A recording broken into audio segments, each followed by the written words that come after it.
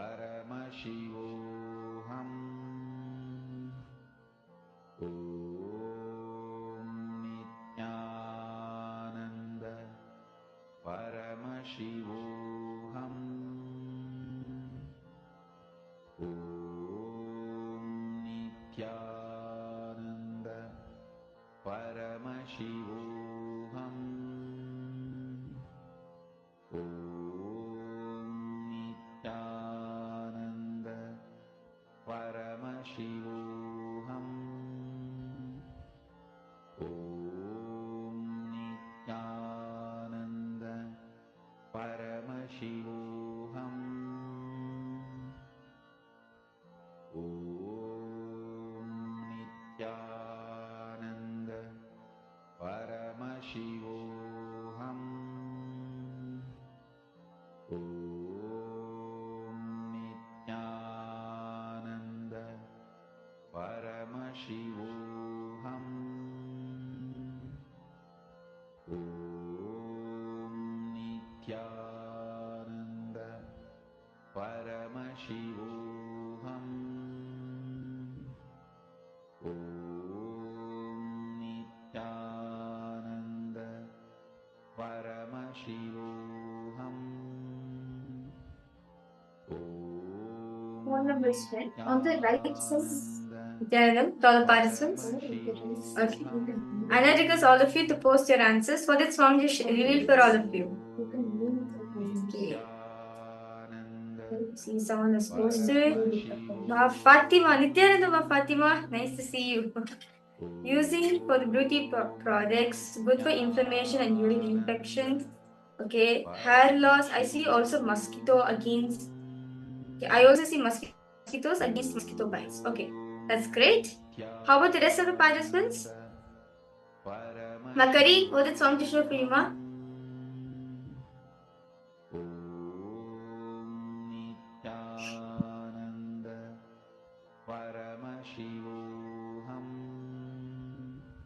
Okay, Maclaire, you posted stomach, nausea, diabetes, memory, anxiety, and third eye cleanser. Wow.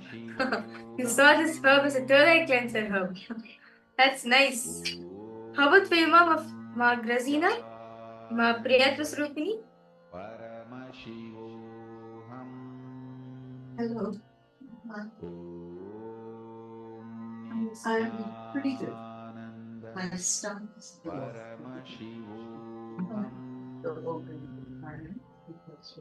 Malisi Wong, Wang Singh, I request all the participants to post. Just post as it is, whatever Swamiji has shown to you. That's fine. Ma Margarita request you to post, ma.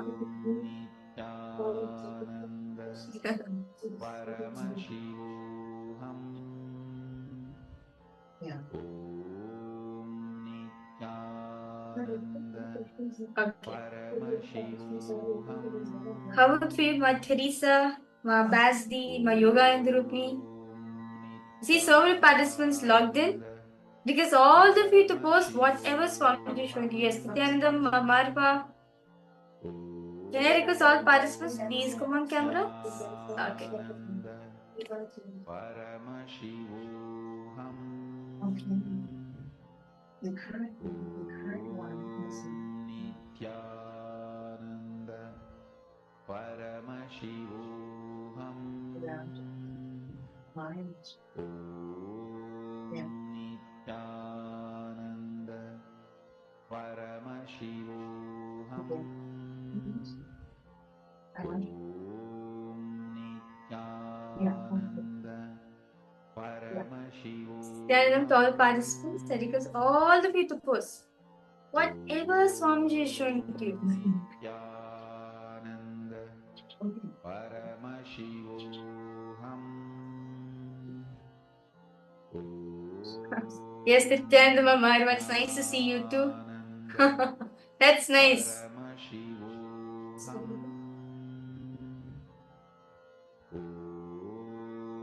Nithyananda Paramashivoham. Om Nithyananda Paramashivoham. Om Anyone else? Ma Claire, did you say anything more, Ma?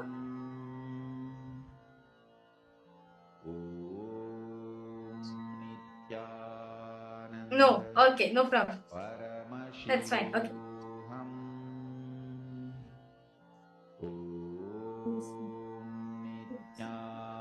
Nithyananda Paramashivoham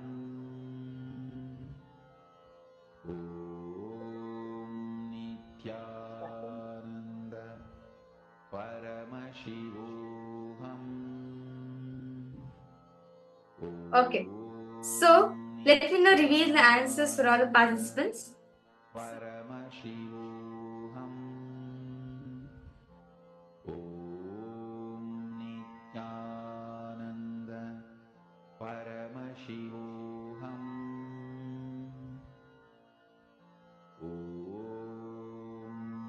Nithyananda Paramashivoham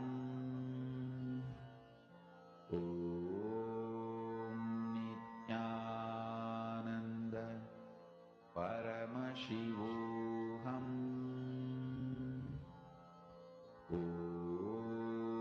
Nithyananda Paramashivoham Nithyananda Paramashivoham Nithyananda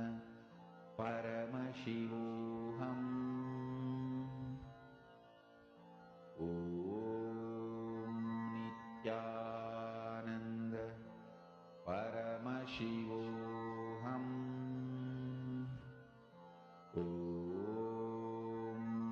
Nithyananda Paramashivoham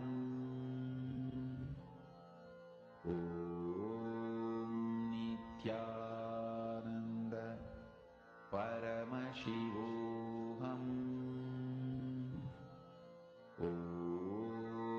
Nithyananda Paramashivoham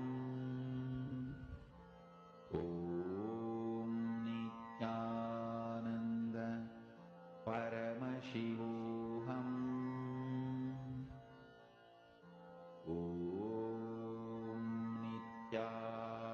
Nithyananda Paramashivoham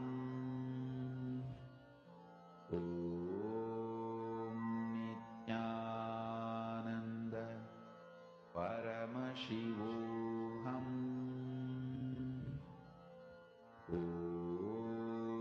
Nithyananda Paramashivoham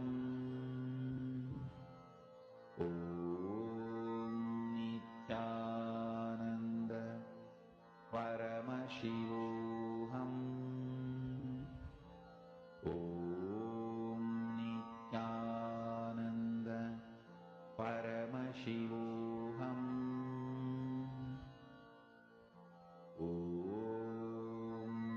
Nithyananda Paramashivoham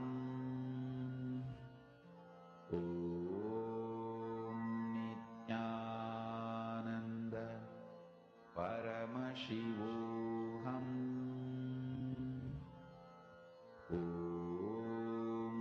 Most of the participants, most of you manifested. I think, Ma Fatima, you said it's used for beauty product too. That's wonderful, Ma. Wow, you manifested. And Ma Claire, yes, it is used for stomach also. Wow, all the participants, all of you are manifesting today. That's really wonderful to see. Okay, so with this, let us now move ahead to the next session. The next session is actually a very beautiful session, but Swamiji is going to be expanding on. No matter whatever happens in your life, you can never be violated. Understand? You may be going through anything, your ups and downs, but you can never be violated because you have permission. How can you be violated? So this is a very beautiful session. Let's now listen to this truth read by Swamiji himself. Paramashivoham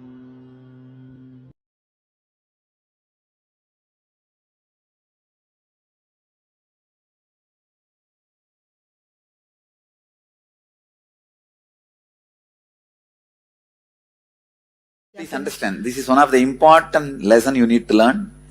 Anything through which you try to maintain your identity will bring suffering. Yes. Anything. You may be holding on to some desire. You may be moving away from some fear. Anything you do to hold on to your identity will bring suffering. One of the biggest freedom I have in my life is I don't do anything to maintain my identity. It goes to dogs. I tell very clearly, understand? Maintaining the identity is the stick with which Maya controls you. How? Have you seen in the street, monkeys will be made to jump by the, what do you call him? Monkey trainers, you can call. In villages, in village sides, the street side, the fellows will show circus with monkey. They will have a stick. The moment they move the stick, the monkeys will jump. Same way, the Maya, the delusion, makes us jump through one stick, the stick of maintaining our identity. If you just don't bother about that stick, you are free. I tell you, it's not that you will not have wealth. It's not that you will not have whatever you want. It's not that I don't have wealth. It's not that I don't have what I want. I have more than what I want. But nothing gives me suffering. But you guys have less than what you want and everything gives you suffering. That is where the problem is. Your every pet turns into a scorpion. You try to caress them and they just stuck. The problem is the intention of maintaining identity itself is foolishness. But how much ever I tell, you say no, but practical. Truth has to be faced directly. No other way. Come on. So I do it to maintain my identity, and I do it to be happy. But the problem with the happy part, not that there's a problem with happiness, it's that I look external for the definition of happiness. So what does everybody else have, and therefore that will make me happy if I have it. And then when I'm getting to the contradictory ones, but it's sort of, when I looked at the sensory pleasures, I realized that not only do I do things to maintain my identity and to be happy, but that I'm looking to those sensory pleasures to bring it to me. So everything's external. My definition of happiness is somebody else's definition, and what's going to bring me that, I look externally for that. So it's this sort of a never-ending wheel of ridiculousness, really. So in terms of the contradictory desires, I looked at my desire to be happy, which is really a recipe for disaster right now, because the definition is external, and what I'm looking for is external. And so if I actually have happiness, it's kind of a fluke, I think, more than anything. But the other, not only fluke,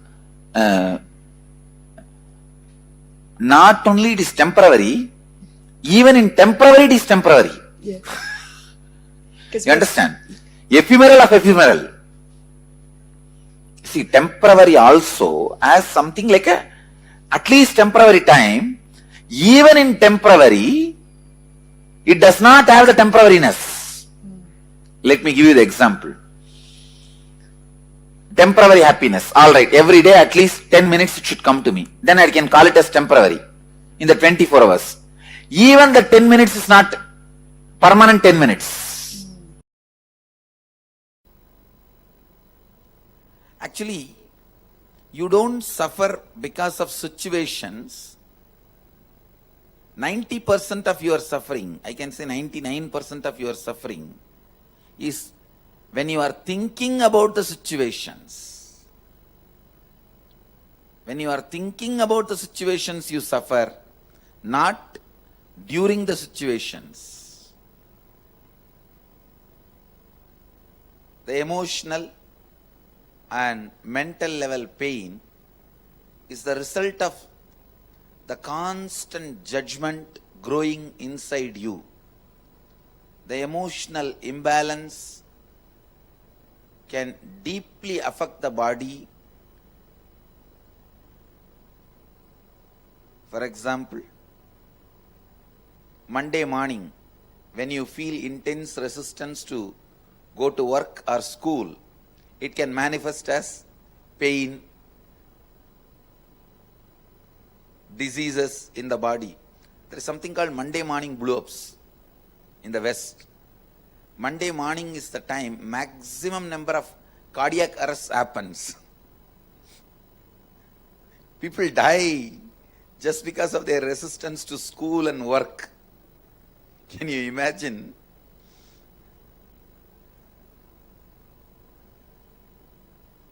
Actually, this going to work at particular time is one of the most powerful way to keep human beings slave. All the so-called civilizations use this as a method to keep human beings slave. And for you to obey, see, if you live integrity and you obey your words, commitment, your declarations, that will lead you to enlightenment. But if you know it is forced on you and the timing has to be followed, otherwise you can't survive, and you don't feel connected to the goal for which you are made to work. For example, you are working for a company, but you don't have a passion for that goal. You are just working, means you are nothing more than a slave. Fluoride is required to make you dull and make you slave. That is why use fluoride in their water. Please understand, fluoride and the time forced work, both are connected to keep human beings as slave.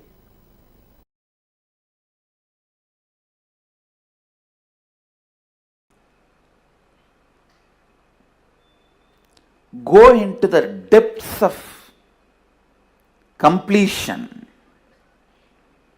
deeper and deeper and deeper levels of completion. You will discover you are your friend and you are your enemy. You are your God and you are your demon. Please listen. Go to the depths of completion.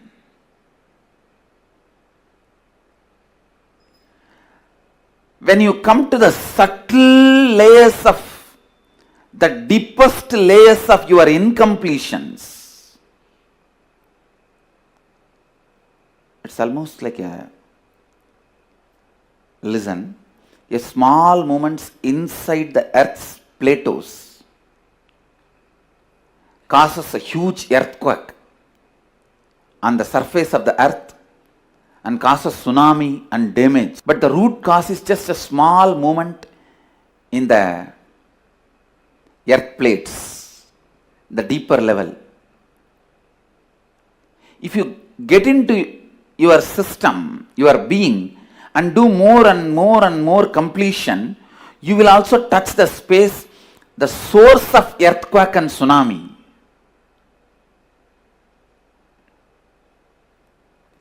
In that space, you will realize you are your best friend if you do completion. You are your worst enemy if you don't attend yourself.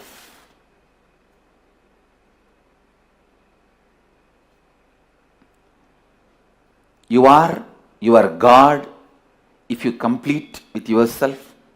You are your enemy if you don't complete with yourself. You are your demon if you don't complete with yourself. Listen. If you do more and more completion with yourself, I am not giving you false promises. you will experience so many miracle powers. So many miracle powers. So casually will be expressing. And if you don't complete with yourself, within no time, before even you come to senses, before even you realize, you would have sunk, you would have gone so deep, you will be constantly attracting accidents, you will be seeing the channel of accidents. Your whole life will be the long chain of accidents. Whether you want your life to be long chain of miracles or long chain of accidents, choose, decide.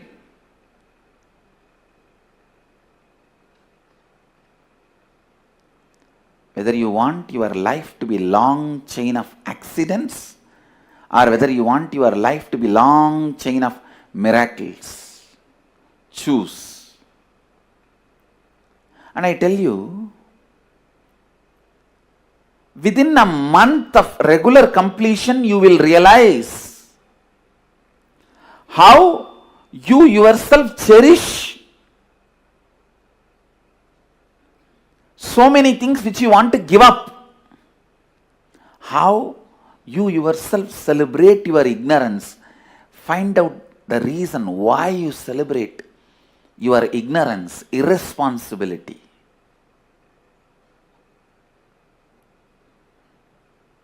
Your anger towards your boss. You just want to do opposite to what your boss wants. So what your boss wants? He wants you to be responsible. Come on. Let me become irresponsible and challenge him. Let's see what he can do to me. He cannot get anything out of force from me.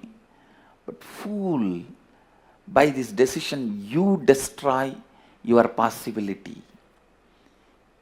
He will not be the loser, you will be the loser. It is like a stupid, you drink the poison and expect your boss to die.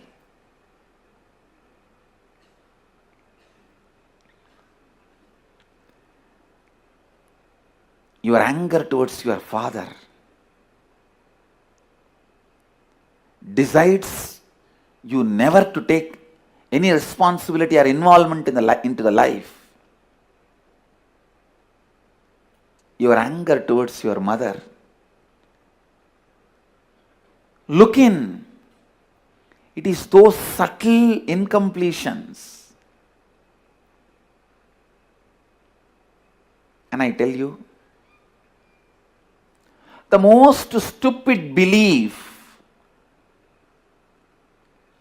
a human being can have is belief that he can be violated. Understand? Belief that you can be violated is the most stupid belief you can have. Neither physically, nor emotionally, or psychologically, or at the being level, you can be violated. Understand? You can never be violated. Your wrong perceptions about you will always be violated. If you think your body, you will constantly be violated, even by a look of somebody. If you think your mind, you will constantly be violated just by a word of somebody. If you think your emotions, you will be constantly violated. Just somebody not respecting you as you want. Whatever gives you the feeling you can be violated, renounce that as early as possible. Your mind, instead of asking you shelter, it makes you believe you are that, and with that stupidity you are bound, and your whole life you go on trying to protect that without getting violated, and you forget that has violated you. And if your body and mind asks you, I am your servant, please protect me, that no one should violate me. And you give the abhaya. Yes, I give you the abhaya. And because through you, I have to do what I want to do, I'll protect you without getting violated. At least it is the right context. But your body and mind makes you believe you are that. And your whole life, you are running around to protect it without getting violated. And finally, end of the day, you will realize you are violated by the very fellows for whom you were protecting, and getting the fear you may be violated. They violated you. End of the day, when your life is taken out of you, then you will realize, oh God, I was protecting this body and mind, thinking I should not be violated. Finally, these fellows have violated me.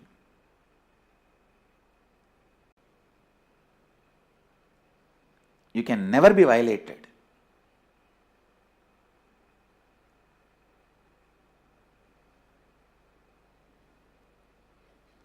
You are a pure consciousness. Understand? You can neither be cut nor be killed, or be burnt, or dried.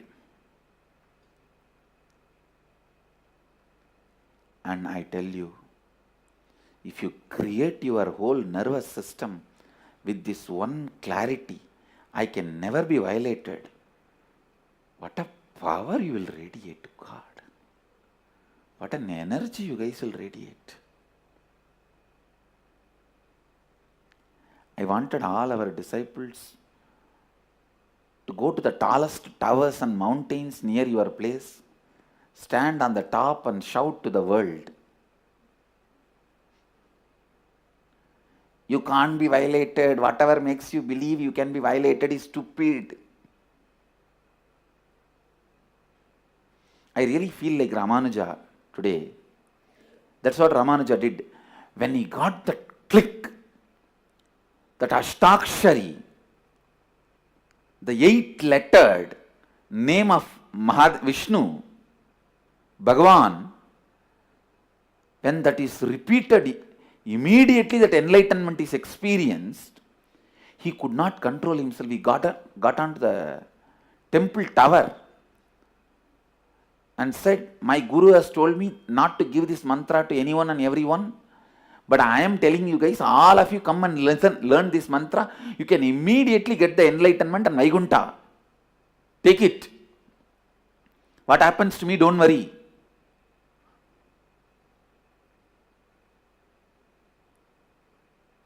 And I tell you, I am so sure of what I am talking. Not only I want to claim the tallest tower building available near, I wanted every one of you to claim your nearest tallest tower and hills and building and shout from there to the whole world. You can't be violated. Anything which makes you believe you can be violated is stupidity. Anything which makes you believe you can be violated is only violating you. Not only this will be useful for our kids to create a new life, even if you are old, this will create a new body and mind. You can never be violated.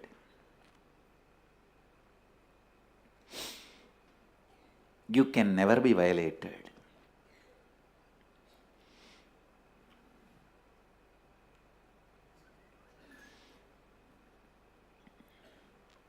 And anything makes you believe you can be violated is superstitiousness. Anything makes you believe you can be violated is atheism. Atheistic idea. Stupidity. Drop it.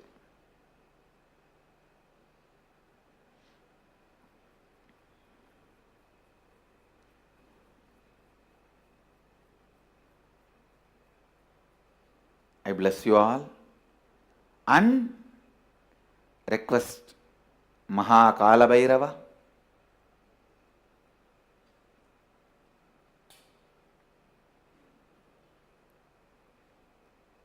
to bless everyone, all of us, to radiate this great Satya, Advaita Satya. We can never be violated. And all the ideas, incompletions, which tells me I can be violated, should be completed, and let the realization I can never be violated forever become the source cognition of all of us. Let Kala Bhairava bless all of us to be in this one great experience.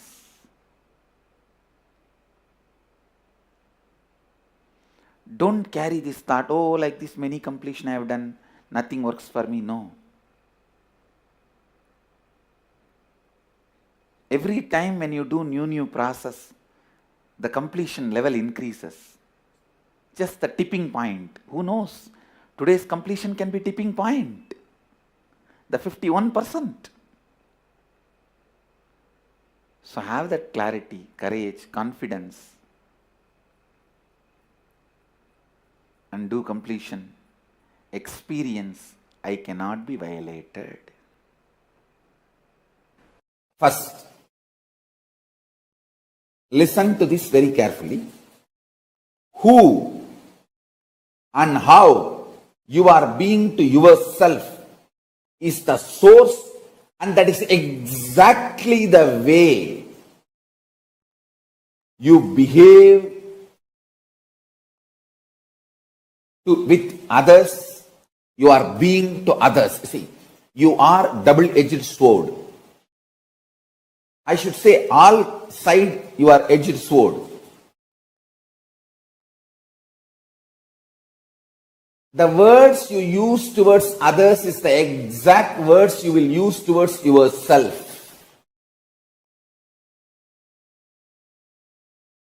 The words you use towards yourself is the exact words you will use towards others.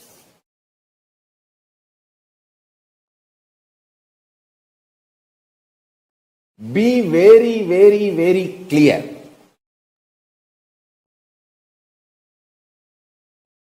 I'll tell you precisely. Non-violence with others is the way you will learn to be non-violent with yourself. Non-violent with yourself is the way you will learn non-violent to be with others. I tell you.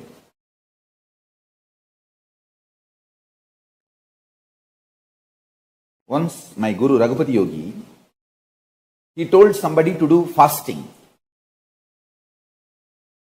That person came back and reported after 36 hours, one and a half days, that he is having a gastric problem. He said, till the gas formed in the stomach, till that gets burnt, do fasting. And it feels like a medically not right or impossible and all that. But I saw that person within 4 or 5 days. It was actually like a juice fasting. Only juice and no solid food. In 4 or 5 days, I saw that person's stomach became clean. The gastric problem got healed. And that very pattern of developing gas, if you don't eat, is broken. Is free, liberated. I tell you, digest when the violence erupts out inside you, about you or others, by tyaga, renouncing it. In few days you will see that violence towards you and others, that very core source pattern will be broken. You will break it. That power of tyaga will make you experience non-violence. Power of Tyaga will make you experience non-violence. Understand? I do not cherish powerlessness, anger, violence within me or towards them. I neither cherish anger, violence towards me, nor cherish towards them. I only decide one thing clearly.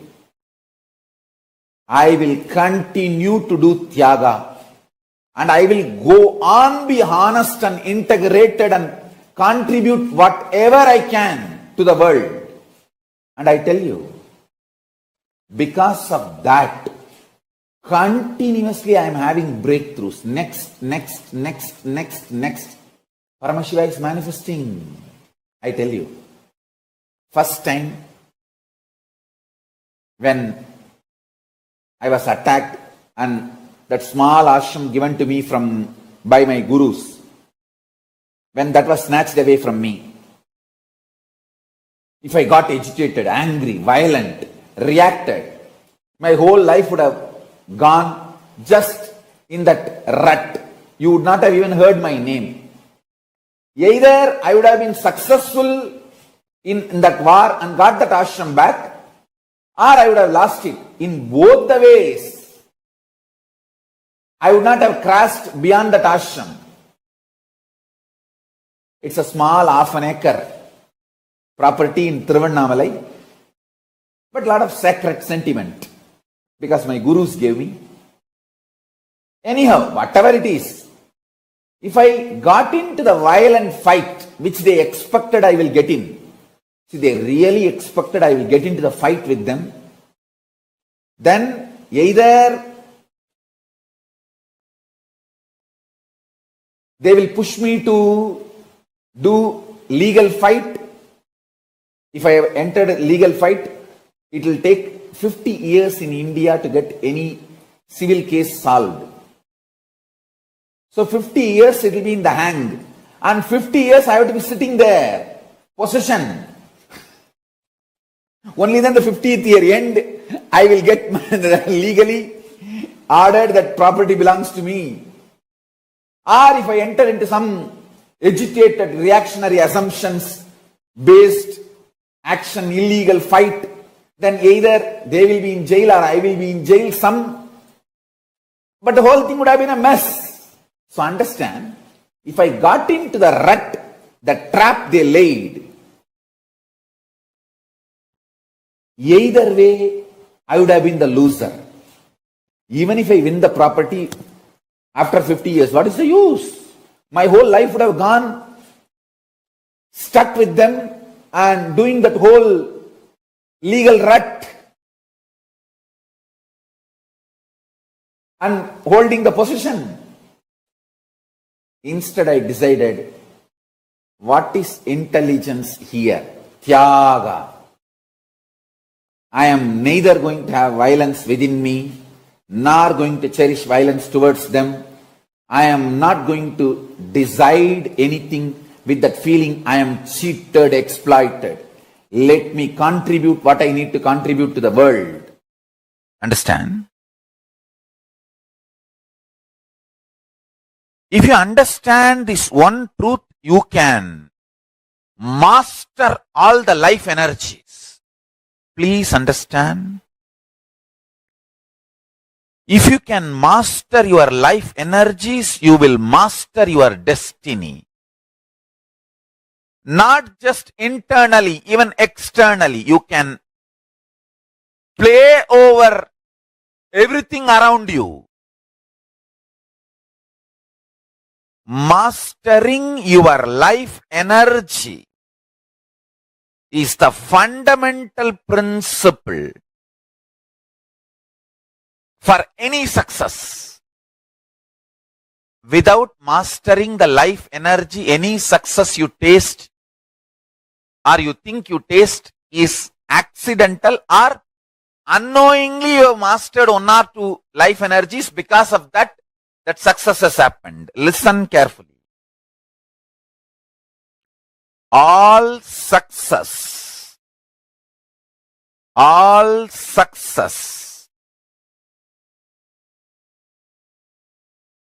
in the life can be just like that, achieved, manifested, if you master your life energies. Let me define the word life energies. Physically, the energy to digest.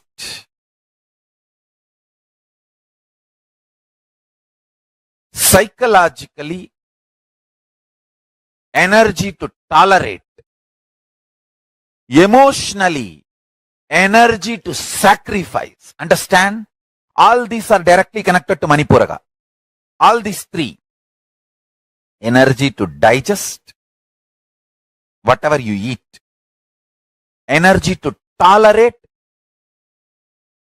whatever you think as injustice to you.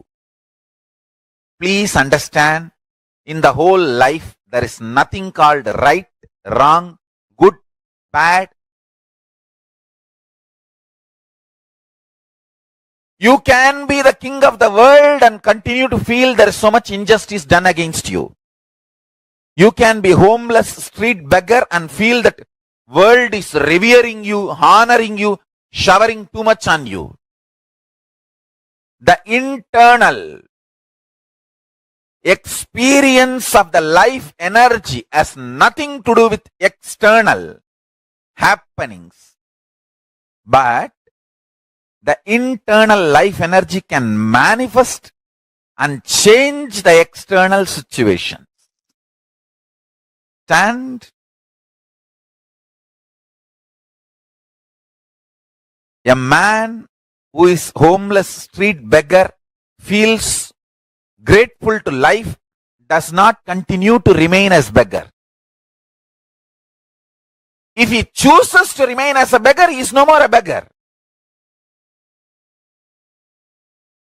He makes himself available for the people to do charity. He is no more a beggar. Understand?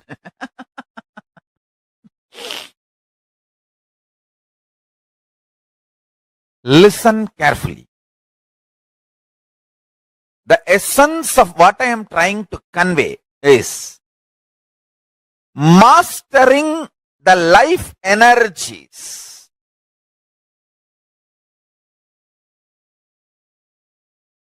I am going to talk about the Sankhya, multi-dimensional logic of life energy. Ability to digest, ability to tolerate, ability to sacrifice,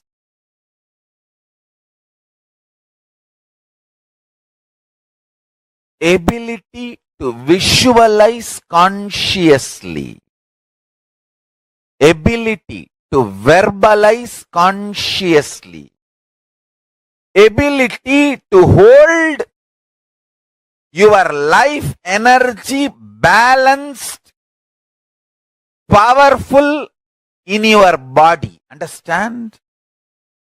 We all hold ourselves powerfully, maybe for 3 minutes. 3 minutes is too much, too long maybe for some people. Ability to hold your life energy powerful for a long time. I tell you, there are different kriyas in Hinduism to make each power, each life energy to manifest completely.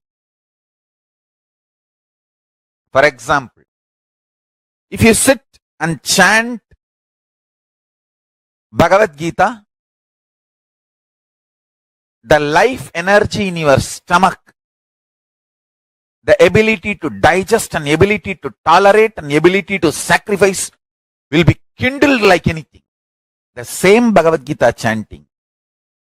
If you sit with a group and chant, it will not only kindle the energies to digest and tolerate and sacrifice, it will also kindle the power of visualization. Understand?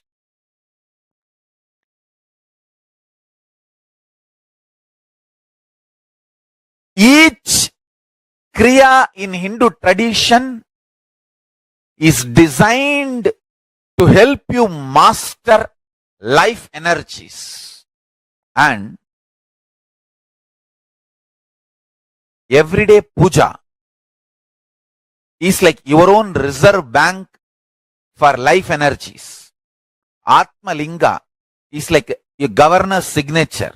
You can sign in any $1 billion note using Atma Linga for your life energy to manifest in you. Understand?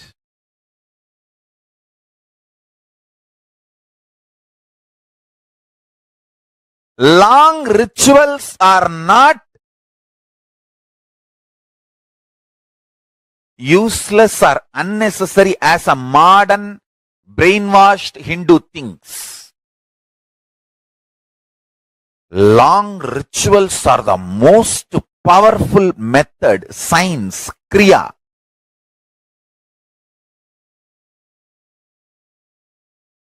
to awaken all the life energies. Understand?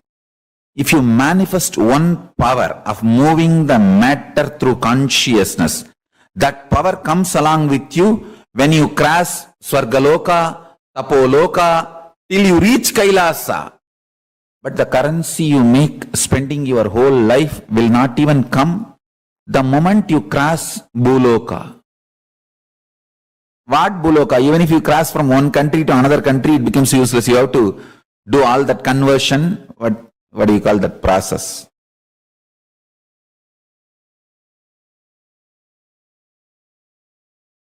Understand the currency conversion you have to do.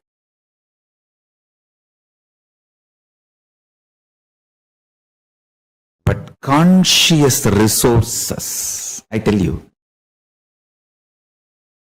the ability to sit in Paramashanta Swarupa when anger, violence, lust, all of them come inside you and try to justify their existence. You just sit as Paramashiva without giving space for them, without empowering them, without allowing the reactionary assumptions to take over you. That is one of the conscious resource. Being in Paramashanta Swarupa, even when you feel literally with the facts that so much injustice is done to you, sit with Paramashanta Swarupa. I tell you, it's one of the conscious power, conscious resource. You will see properly all the negativity, injustice melting down. Now I will explain the space in which Paramashiva is sitting. Meditate on this definition. You will experience Paramashiva in your inner space. The space where matter becomes energy, energy becomes matter without any effort, just by will. Sankalpa matrena, just by will, the matter becoming energy, energy becoming matter, matter and antimatter getting created or getting nullified or cancelling each other and dissolving into energy again, where all this happens just by Sankalpa. Listen carefully. I'll describe that space. That is exactly called Nityatva. Means the space of eternity, where Paramashiva is seated That is the space, one of the most important dimension of the universe. That space is KAILASA. It is intensely hot like billions of suns and intensely cold like billions of moons. Chandra is portrayed as embodiment of cool space in Hindu tradition. Surya is described as a symbolic representation of extreme hot, the heat phenomena. So listen.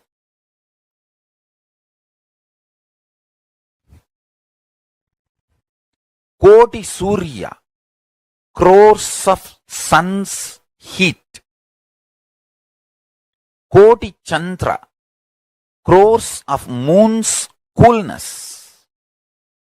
Put together is the space of Nityatva, where matter becoming energy, energy becoming matter, matter becoming antimatter, or antimatter becoming matter, or antimatter and matter cancelling each other and becoming energy. All this and something more which I am not able to verbalize, all this happens just by will, Sankalpa, without any effort. That is the space of Nityatva. Understand?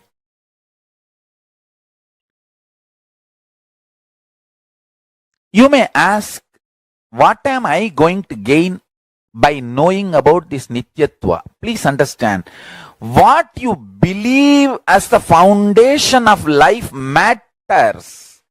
If you believe currency is the only foundation of the life, that will only be the inspiration for you to run. If you understand even once this Nityatva space, actually, if you understand this Nityatva space even in your cognition, you will have such inspiration about life. You will get the real prasada of Kalabhairava. See, real prasada of Kalabhairava is not just he protecting you, Mahakali protecting you. That is one level. The real ultimate prasada of Mahakalabhairava and Mahakali is they make you realize there is no injustice, there is no wrong can be done to you. You are absolutely protected.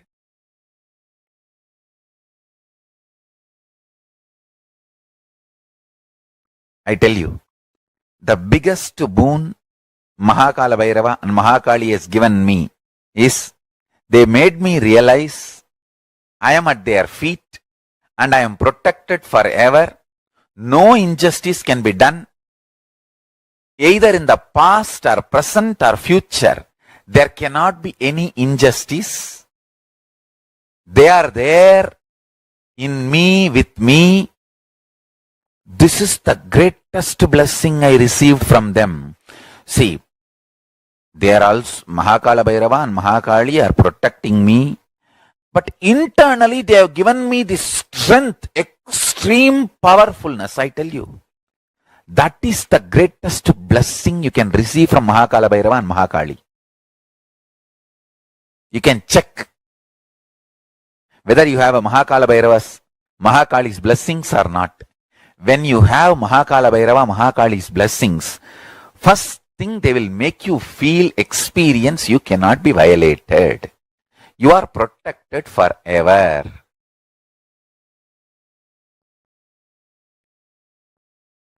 The scene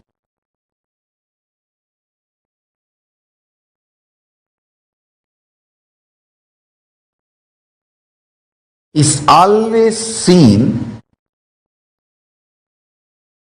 based on the frequency and quality of the existence of the seer.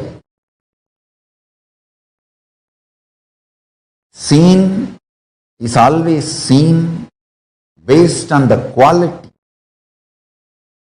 of the existence of the seer. The core of the seer chooses the quantity, quality, impact of the seen on himself and on others, who sees as part of his seen. Understand? Even what you think as others is part of your seen. So the base for the existence of your first person, second person, third person, all the three are the seer.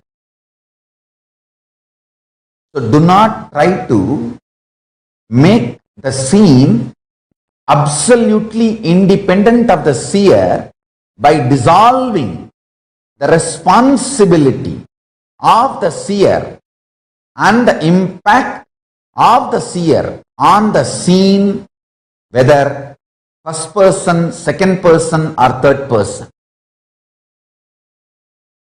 Listen. I'll expand now. Fundamentally,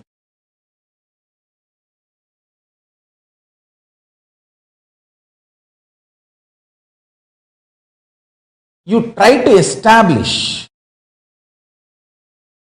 the seen is independent of seer so that you can put the responsibility for your life on others.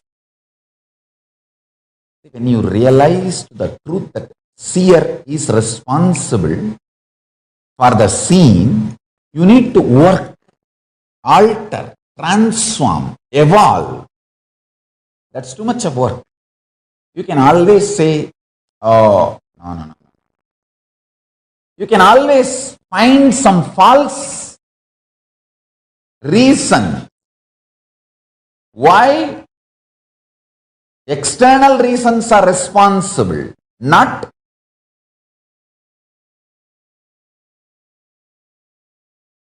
your internal existence. So fundamentally, you try to build a narrative, grand narrative of the existence is independent of seer. Once you believe this, once you are convincing, once you are able to convince this false delusory idea within you, then you start blaming, then I am not responsible for what is happening outside. Then he is responsible, she is responsible, everyone. So if your Guru is asking you to look in and find you are responsible, abuse him also. I will explain this in a very detailed way now. Listen carefully.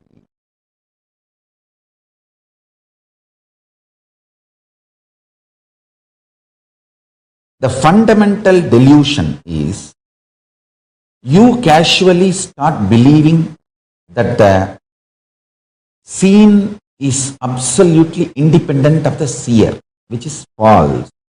And the false logic, binary logic you start using is, I am seeing A and B in my scene. The A and B also is seeing the same scenes I am seeing. Like for example, person A, person B, my spouse, my kids, my family, all of them I am seeing. I am seeing the ocean and they are also seeing the ocean. So ocean is a reality, which is not the absolute multi-dimensional real logic of life. This is binary logic. Listen, you are forgetting it is the life oozing out of you is only manifesting as your family, friends, relatives and as a ocean. So your first person, second person, third person, everything is finally permeated by your source person, the seer.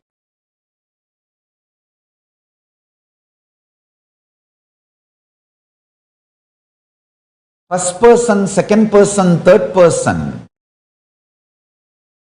is a binary logic level understanding, perceptionary definitions developed as language for our day-to-day interaction is no way closer to the reality which exists. Remove the mathematics, remove the language to see the reality. Remove the mathematics, remove the language to see the reality. If you remove mathematics, one huge iron screen is removed. If you remove language, one huge iron shutter is removed. Then you will understand the source person permeates the first person, second person, third person, and the whole scene. Understand? Now, yastu sarvani bhutani atmanyeva anuvashyati sarva bhuteshu cha atmanam tatana vichukupsate. One who lives by seeing as it is the whole existence, vyakta avyakta, manifest, unmanifest, everything, existing in the seer, the source person, consciousness itself, and the consciousness existing in the whole existence, thus does not feel violated or hates anything existing by virtue of not seeing oneself as separate from the consciousness.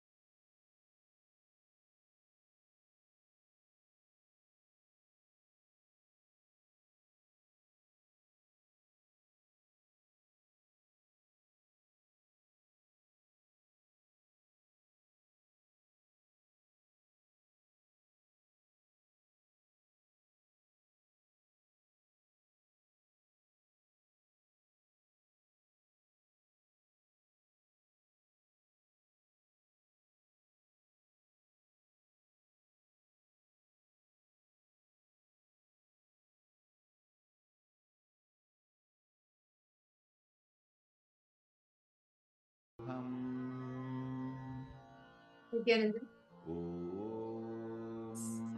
Nithyananda, to all the participants. That was very beautiful session. Swamiji spoke on you can never be violated. No matter whatever happens, you can never be violated. Right. Because all participants suppose you're understanding how is it for all of you. What do each and every of you understand? As you can never be violated. See, whether it is anything like your physical property, physical things, or even your consciousness, your inner being, you cannot be violated. And that is literally what even the first verse of Ishavasya Upanishad says. Ishavasyam idagam sarvam yatkim chachagatyam jagat tena tyaktena bunjita makrtakasya svitanam. Clearly in this verse it says that you cannot be violated. Whether it is your, like, covet not the wealth of anyone at all. It says beautifully, and you cannot be violated is the ultimate truth. You are consciousness, you are Paramashiva. How can you be violated? Sandra, very beautifully Swamiji spoke, right? How it was our decision to become violated in the first place. Like, to give an example. Let's say, my mother was shouting at me. Like, I'm just giving it as an example, but we actually don't do that. Okay? She's shouting at me. It is my decision whether I take the shouting or not. Whether I'll allow it to affect my inner space or not. If I take the decision, okay, I'm going to let it affect my inner space, I'm violating myself, meaning like, okay, see, she's shouting at me, I'm a failure, I know how to do things properly, and yeah. But whereas, if I take the shouting, but if I decide, no, I am Paramashiva, let me just take the essence what you're conveying and let me rebuild myself with that. You will see that you will not get affected at all. You will not get affected no matter what people say to you. You may take the actual activity as a learning, but the powerlessness that may have happened will not happen in you because your consciousness cannot be violated. You cannot be violated. So understand, no matter whatever happens in your life, you can never be violated. As the first and fundamental thing Swamiji says, if you're being violated, it is your own choice. It is because you have decided to get violated. That is why you are allowing, that's why you are getting violated. Otherwise, you can't get violated. It's actually a very powerful, deep, very powerful cognition Swamiji is given that it is our decision only why we're choosing to be violated. For example, somebody comes and tells you, it could be somebody close or it could even be a stranger. Somebody comes and tells you you're a penguin. You're not going to be affected by it because you know that you are not a penguin, so you're not going to allow that word to affect you. You're just going to say, okay, fine, and you're going to walk on, you're going to continue. It's not going to affect you. You're not going to take it on yourself. But if somebody comes and tells you you're a buffalo, sometimes you will feel offended because somewhere within you, you associate maybe the word buffalo with someone who's lazy or something that doesn't do any work at all. Or it could even be any other thing. It could be any word. I'm just giving this as an example. So where do you, or it could even be the word pig. Somebody comes and calls you a pig. You get affected so much because somewhere you may associate the word pig with something that eats so much or which is just in a really muddy area, a dirty place. And you let those words to affect you. You let it to violate you. And that is why it starts creating pain in you. But when you don't allow the words, the happenings, the situations around you to affect you, that is when you will actually start feeling powerless. And you ultimately, you cannot be violated. Your consciousness cannot be violated. That is the truth. Understand, if you're getting violated, that means you're associating yourself with it. Only when you associate yourself with it, you even get violated in the first place. Otherwise, to give an example, Swamiji, right? So much is being done to Swamiji, like to give the amount of love and hate speech done on Swamiji. But Swamiji never takes it. Swamiji never gets affected by it. He only thinks, how can I make myself more available to the people? How can I focus on reviving this ancient science? How can I focus on building KAILASA? That is what made Swamiji to build KAILASA right now. In spite of what all the things Swamiji went through, Swamiji was very clear. I can never be violated. I am Paramashiva. How can I be violated? Understand, that's the same technique Swamiji is giving for all of us, where you can never be violated. Understand, if pain is being caused on you, if you're experiencing pain in your life, that means you're associating it with yourself. You're allowing that pain to come inside of you. But the moment you decide, I'm not going to allow that pain to come, I'm not going to associate myself with it, you'll see, you'll be able to manifest whatever you want. You'll have the strength, the powerfulness to handle whatever you want in you, whatever comes in you. So now, I request all participants to please pen down 5 feelings of which you felt violated. 5 feelings of your life where you felt violated. For example, I feel my body is worn out because of continuous physical workout. Or I feel I'm being exploited by my friends. Or I feel like I'm broke. I can't get enough money. I can't manifest my own wealth for myself. Whatever it is, whatever feeling you had, I request all participants to detail write it down. All the areas where you felt violated.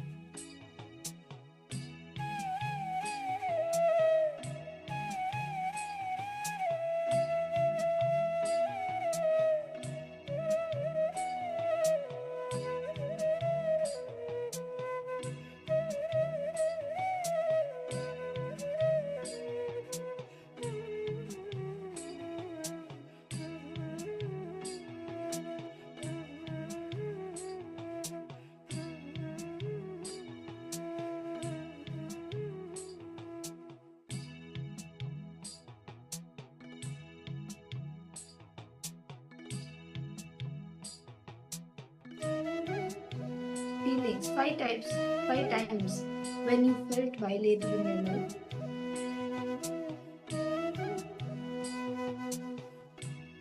If any of you have any questions, please feel free to post. What were you able to see in this step of the exercise? Shall we all move to the next step?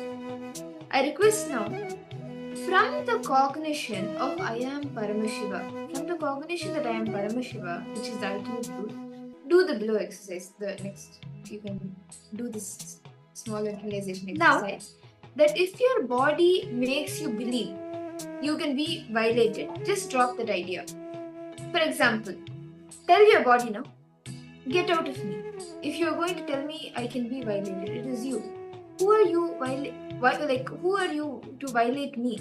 If your emotions are telling you that you can be violated, tell your emotions, get out of me. Or if you say I can be violated, you are only violating me. You see, when someone tells or when you feel that you can be violated, it is you who is allowing that violation to happen. Whenever you feel like you are being violated, just tell yourself, get out of me. And that is one way you can, and if you do that, you will know that you can never be violated. So understand, as previously we have said to all participants that it is us who decide to be violated, not anyone else. It is because of me. Understand? We are the one who's taken the decision to be violated in the first place. You have posted. Even me feeling I'm insufficient in handling my routine effectively is also violation, right? Yes. It is violation. See, ma Priyatma Srutni, I want to ask, are you affected by it, ma? Are you getting affected by it? Do you feel that this is not what I want, this is like totally disturbing everything? If you're feeling like that, then yes, it is violating. See, even though you're not able to handle your routine, yes, you feel it, because you are violated. You are getting violated by it. You're allowing that to violate you. That is why you're getting affected. Otherwise, if at all you feel, if at all the routine is not affecting you, if at all you not feel violated by it, you'll only see various different ways for you to align your routine, for you to get yourself organized. Instead of becoming organized, we feel violated for it. Yes, Nithyananda, Ma Parameshwari Krishna, Nithyananda, Ma, welcome for the program. Ma Anandeshwari, Ma Irene Levels, Nithyanandam to you, Ma Jnana Pradayini. Each of you can post. Have each of you been able to write down 5 aspects of your life where you are feeling violated? See, understand, when you become aware, when you know, okay, these are the places where I'm feeling violated, then you can take a decision. I am Paramashiva. How can this violate me? How can I be violated if I am Paramashiva? And you can just tell that to get out of your system, get out of you, and not let that idea, that those thought currents, violation could come in any form. However, whatever form it comes in, you can just tell it to get out, and you can be in that space of, like, you can feel unclutched and not allow yourself to be violated. Ma Claire, you have any questions or you want to share something? Ma Claire, Ma Grazina?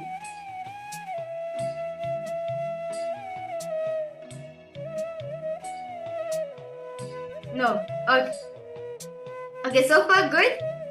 So I request all participants to post. If at all you have any questions, any doubts, do feel free to post in the chat section. As today, Swamiji is going to be infusing this as a reality for us, where we are not going to be violated. We can never be violated. Understand? It is only our decision. It is because of us we are feeling violated. Otherwise, we will never ever feel violated at all.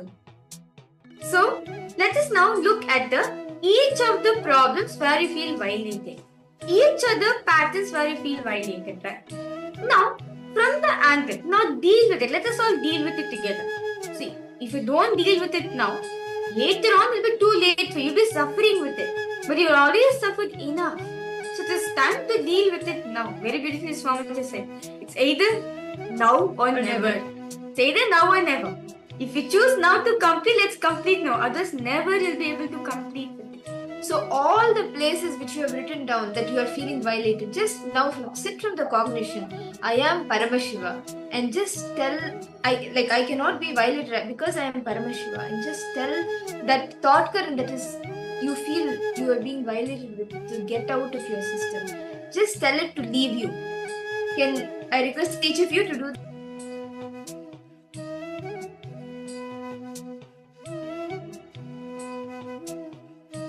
Take me and just tell it to get.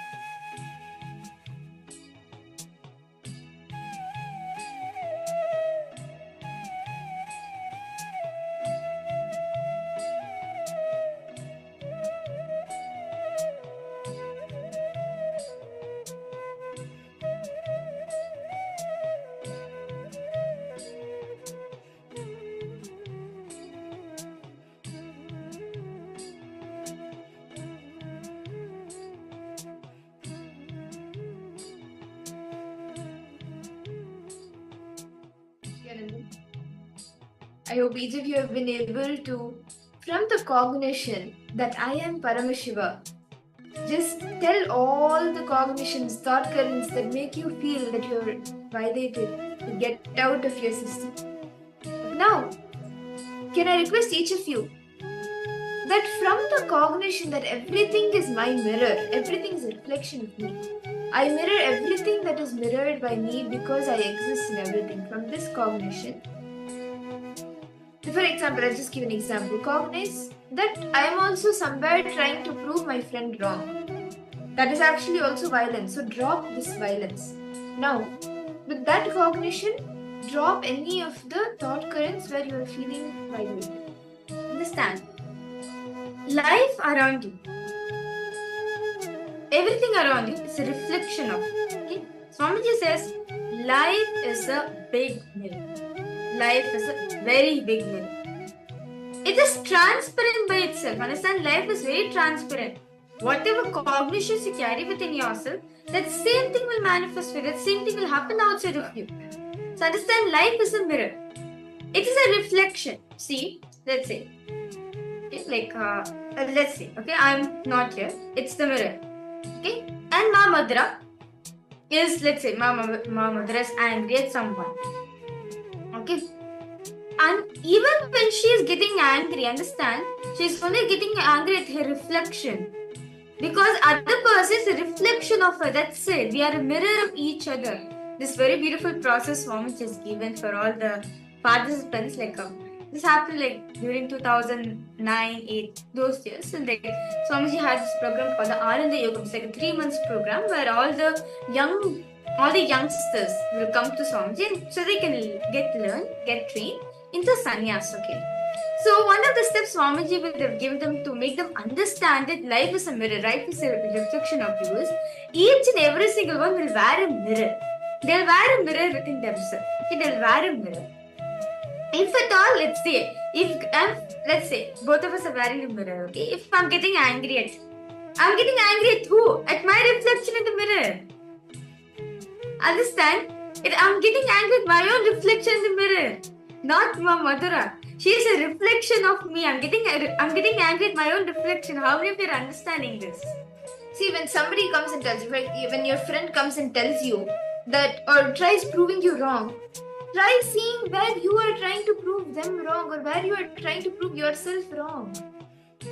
You will see how everything happening around you, every single situation, every single person is just a mirror of you. How many of you are able to see that actually happening? If you just look a little bit back in your life, or even in the last, just today, some conversation you've had with someone, you are seeing that really they react the same way you react to yourself, or how you feel about them, they react to you in the same way. Ma Elizabeth Crow has put yes. So that's how life works.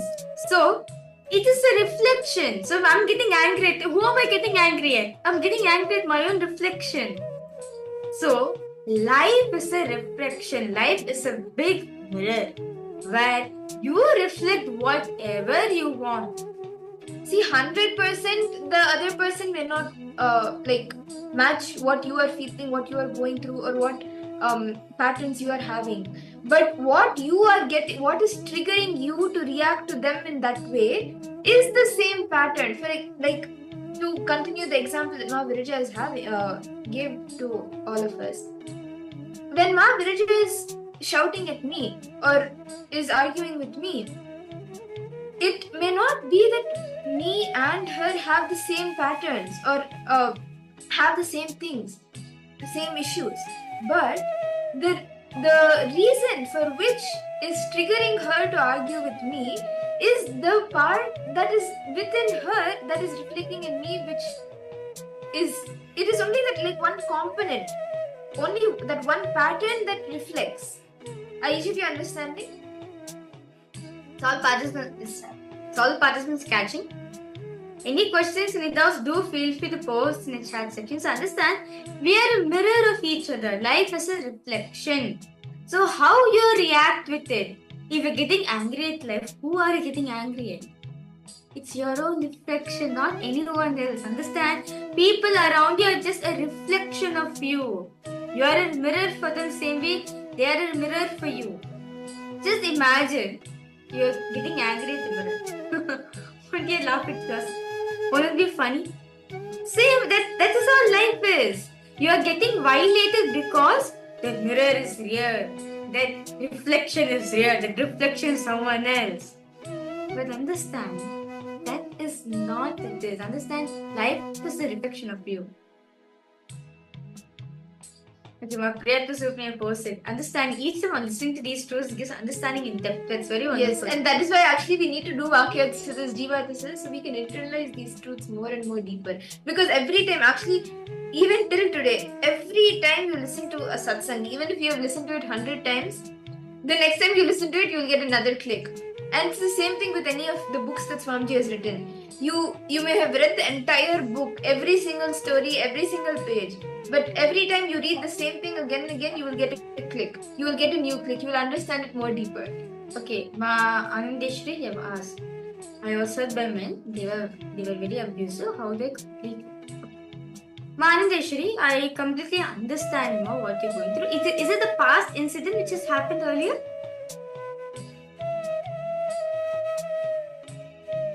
Ma Anandeshwari? Yeah? Yes?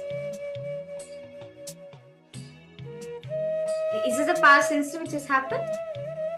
Okay, I understand. Okay, that's good. Now, it's understand, right? It's just a past incident. No, but you're still carrying that hangover in you. You're still carrying that pain inside of you, right? See, the incident has gotten over.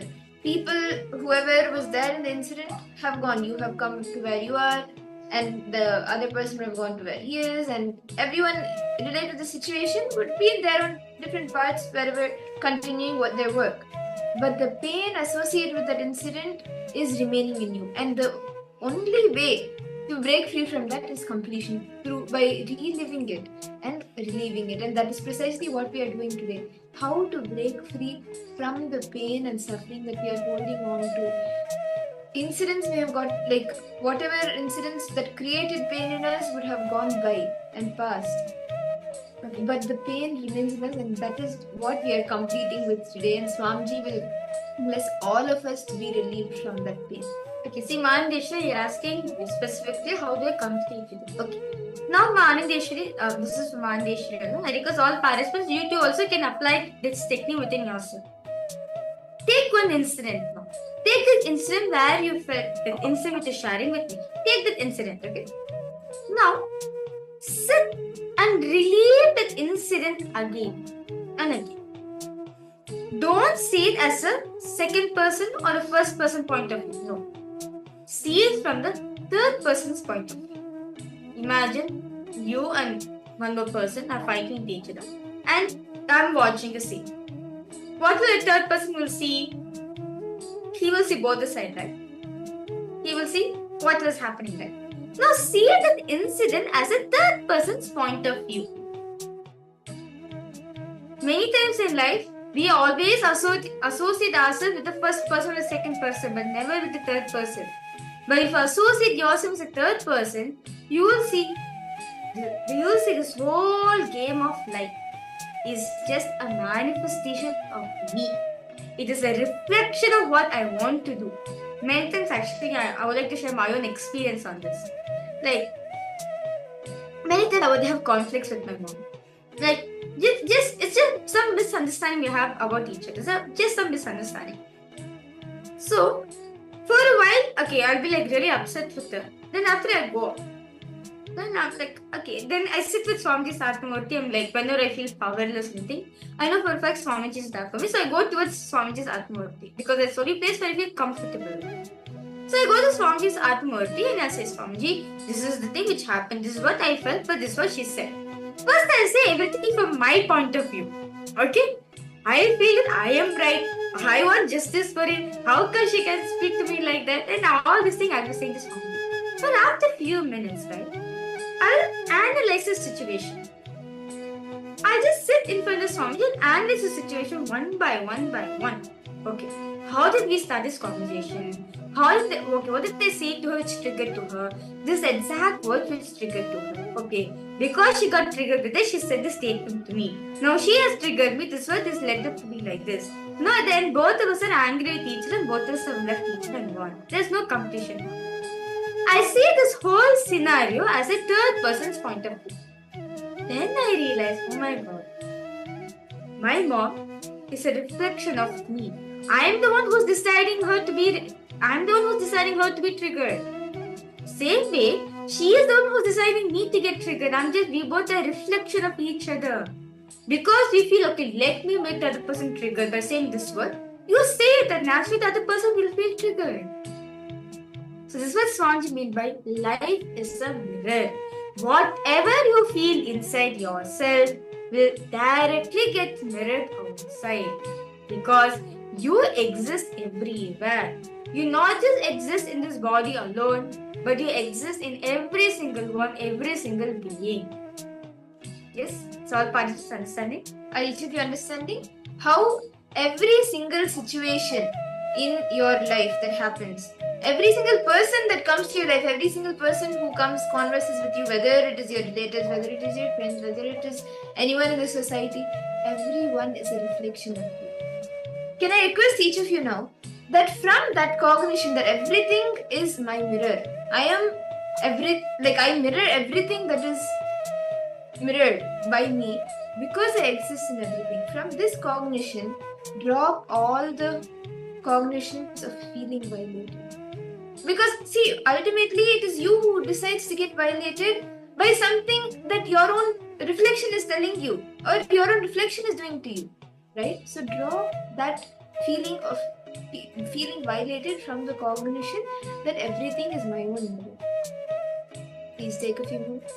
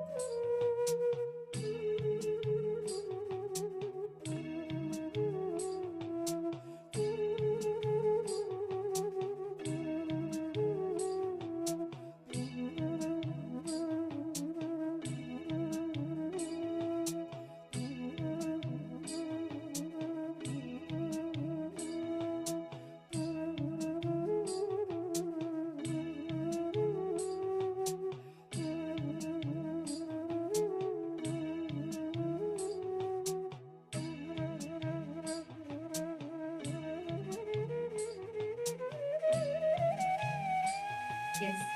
I hope each of you have been able to, from the cognition that I am Paramashiva, and everyone around me, everything that exists is my own mirror. From these two cognitions, you've been able to drop the things of I am feeling violated. Everywhere, all the aspects where you feel violated, you are just able to tell, get out of my system. So all participants, any questions, any doubts, all participants are happy. Do feel free to post in the chat section. Ma Fatima the Hastani, Ma Tanya Devani, Ma Ananteshwari, how did you feel, Ma? How did you feel now? Better? Like, are you feeling a relief within yourself? Okay, that's great. Okay, that's great. Now, Ma, see, Ananteshwari, now you're feeling that. Now, next time onwards, right? When such situation happens like this, don't feel violated. Ma, see, I completely understand what you're going through. That pain just caused by others. I completely understand. Next time, Ma, declare yourself powerfully. Understand? Most of the time in life, we don't hold a powerful inner image. We don't carry ourselves powerful. We always think we're inferior to people, right? Like whatever's happening in my life, we always feel we're inferior to them. I think my Priyatma's Rukmini will understand what I'm trying to say. This is for you too, Ma. Many times you feel you're inferior to the person. You feel like I can't manifest whatever. I'm limited. I'm caged. Therefore, I have to go through all this pain and suffering. But that is because of the feeling that you're feeling violated. That is actually because you feel okay. Maybe somebody would have told you, or maybe you would have told yourself, you would have put the restrictive words on yourself saying that you are not able to, do the things, manifest the things that you want. And that is where you let the violation happen to you. But every time you feel violated, right, just declare, I am Paramashiva. And everything that is around me is only my own mirror. Then why should I feel violated? Why should I allow myself to get violated? And you will see that whatever happens in life, whatever ups and downs happen in life, you will not be affected by it. You will not be violated by it. The situation, the incident, whatever happens, it will be there. But it will not affect you. That you hold on to the pain and the suffering. So, now request all participants, let's take a few minutes. From the space of oneness, from the space of Advaita, declare powerfully that I can never be violated. No matter whatever happens in my life, I can never be violated because I am Paramashiva. I am Swamiji. How can I be violated? Is Swamiji himself can't be violated, and how can I be violated if I am Swamiji's extension? So let's take a few minutes. Let's declare ferociously.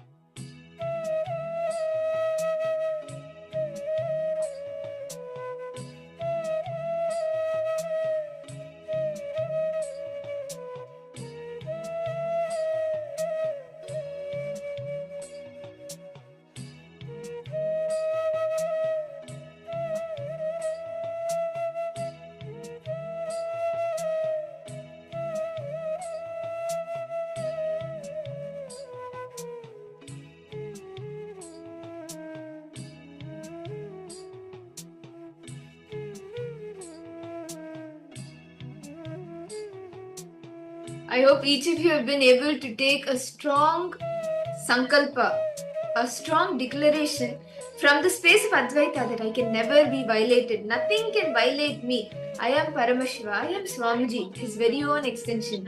So I cannot be violated. Okay. So, with this beautiful space all of a sudden right now that we are going to be now manifesting the power of Aushadha Darshanam. So, throughout the day we have been manifesting, we have been seeing different herbs, different medicinal herbs, and scanning what exactly is the name, what are its benefits, and how it can help in the health, and how it can maintain health, and all the benefits of the medicinal herb. We have been scanning all the details, where it grows, the seasons it grows in. So now what we will be doing is we will be showing a herb, and you will actually be scanning something very specific. You will be scanning what is the target organ, like the medicine that we will be showing, the herb that we will be showing benefits one organ, or it could even be multiple organs in the human body specifically. So you will be scanning what is that organ that the medicinal herb benefits to. So shall we all start? Can I request each of you to sit straight, connect with Swamiji, chant the Mahavakya, and we will be projecting the herb for all of you now.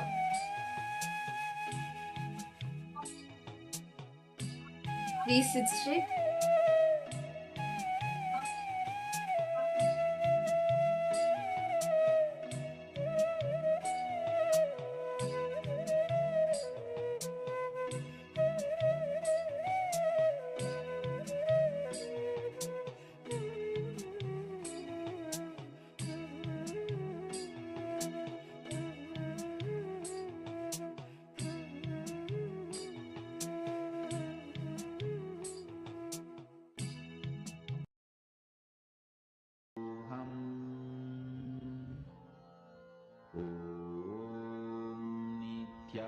Nithyananda Paramashivoham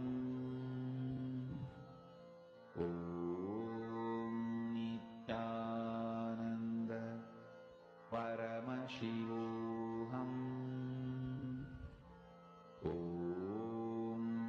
Nithyananda Paramashivoham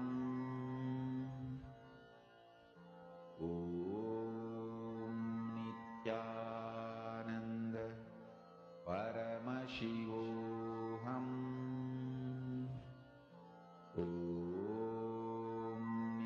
Nithyananda Paramashivoham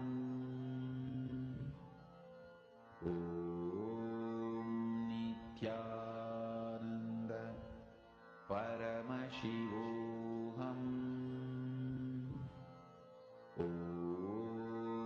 Nithyananda Paramashivoham Nithyananda Paramashivoham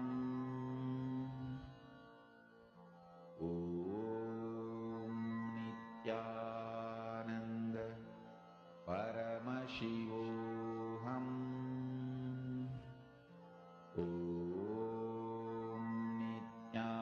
Nithyananda Paramashivoham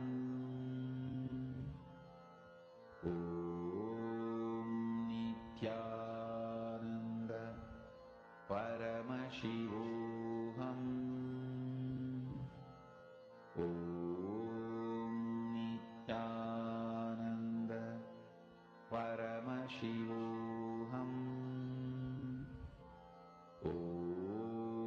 Nithyananda Paramashivoham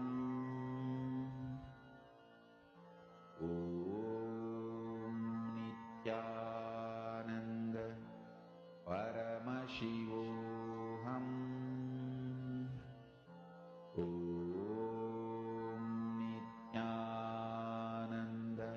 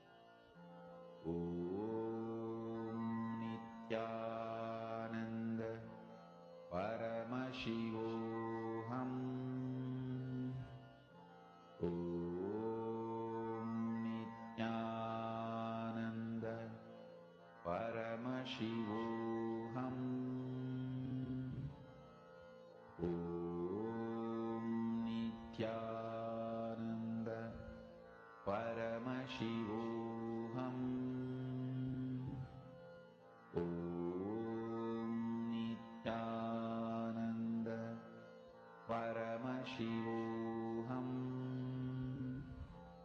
Om Nithyananda Paramashivoham Om Nithyananda Paramashivoham Om Nithyananda Paramashivoham Om Nithyananda Paramashivoham Om Nithyananda Paramashivoham Om Nithyananda Paramashivoham Om Nithyananda Paramashivoham Om Nithyananda Paramashivoham. Mahamahavagya, spiritual lullaby for samadhi, and Suprabhatam, wake up call, wake up song for Paramashiva. This Mahamahavagya is spiritual lullaby for you to fall into samadhi. Suprabhatam, wake up song for Paramashiva to wake up in you. Just remember this one powerful cognition. This Mahamahavagya puts me in samadhi. This is spiritual lullaby for samadhi, and Suprabhatam, wake up song for Paramashiva in me, for Paramashiva to manifest. With this one spiritual powerful cognition, chant this Mahamahavagya.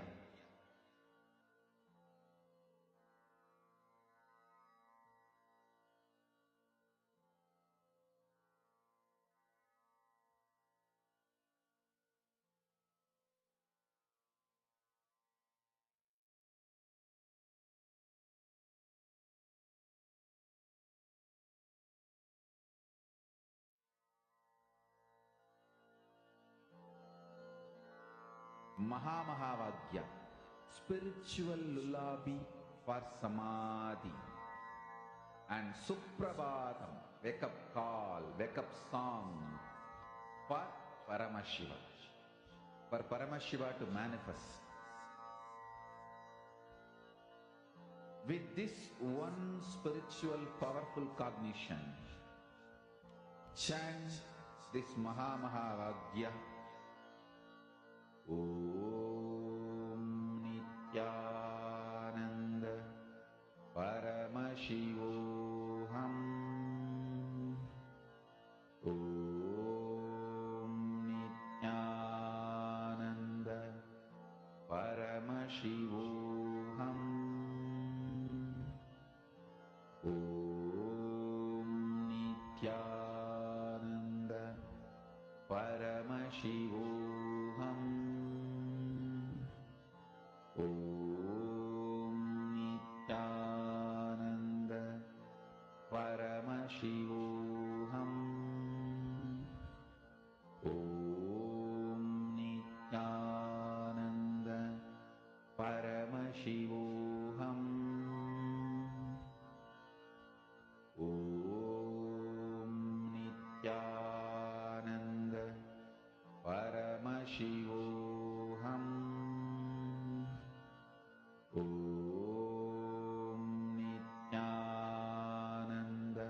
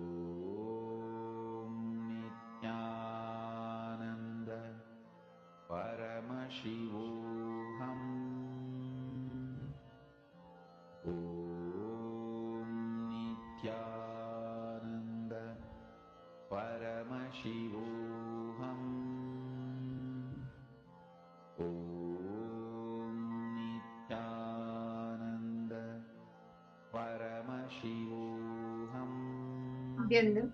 Yes. Now, can I request each of the participants to please post what was the organ that this herb works on? What did Swamiji reveal to each of you? Can I request each of you to post?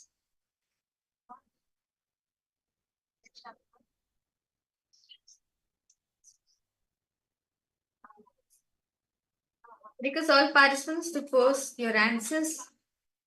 What did each of you see? Which organ does this herb work on? Okay, stomach. Who else? Heart, thyroid, kidneys, skin, used as a detox and increase in blood flow. Stomach. Okay. Yes, Ma Parameshwari, how about you, Ma? Ma Parameshwari Krishnan, how about you? What did Swami show to you? And Ma Tanya Devani, Ma Fatima Dehestani, Ma Priyatma Swarupini. Yes, Ma Jnana Pradayani, Ma Jnana Swarupini. Ma Claire Lang, what did you see? Okay, Ma Claire Lang has posted. Okay, thyroid. Okay. Ma Jean, I request you to post. I see so many participants logged in. Can I request all of you to post whatever Swamiji is showing to all of you? Ma Malusha Mauna, Ma Lissy Wong, what did each of you see? Ma Elizabeth Crow, what did you see, Ma?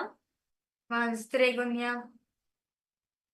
Ma Lissy Wong, okay. Okay, heart, pancreas, gland on the liver, okay, heart, lungs, heart diseases, cough, and for asthmatics, okay, okay. Come on, who else? Now I'm excited to reveal the answer. Forum, Maligamai Kasi, I request you two to post Ma, whatever Swami has shown for you. Okay. Okay, let's now reveal the answers. So, this herb is staghorn. The herb's name is staghorn.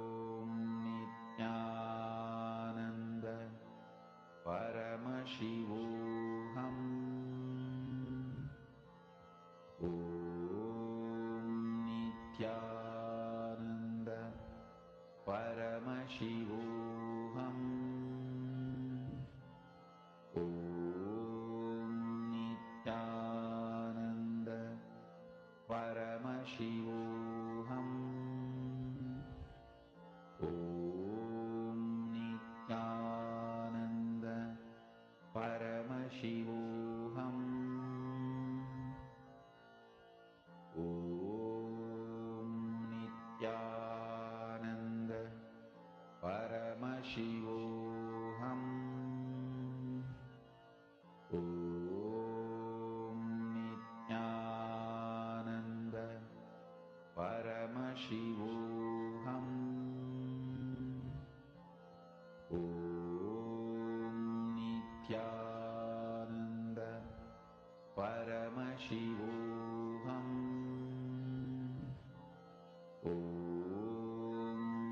Again, please relax. I request each of you to now post in the chat what was the target organ for this herb. Can each of you post?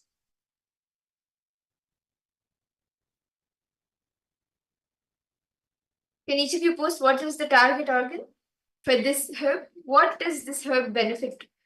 Which organ does this herb benefit?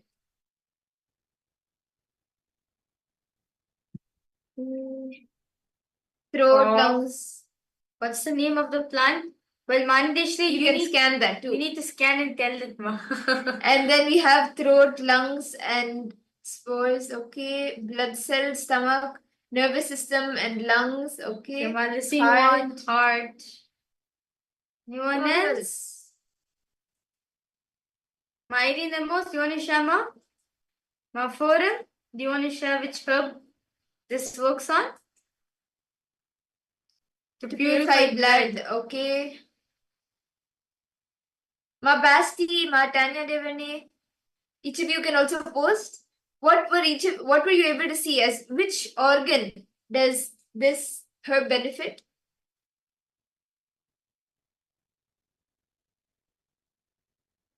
Okay, so shall we see the answer now?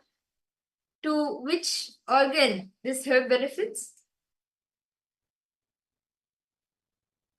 Okay, so this herb is called the bergamot. It's the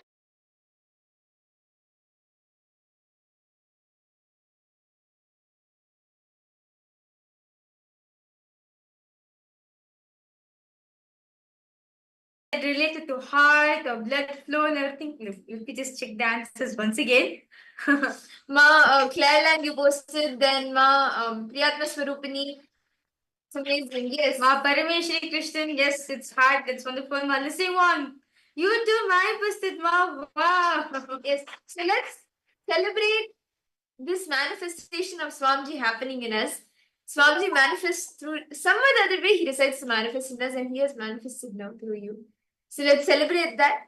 And with that, let us actually now enter into the next session of the day, where we will be understanding what is Paramashivanandam. This is actually a very important session, as this is what all of you will be initiated into today. You will be initiated into the space of Paramashivanandam. So I request each of you to intensely listen to what Swamiji is revealing. And you can even take notes, what clicks you're getting, and if you have any questions, you can even post it in the chat. So let's begin. Just now get ready. Listen to this beautiful truth revealed by Swamiji on Paramashivanandam. What is Paramashivanandam and how can we experience it in our life?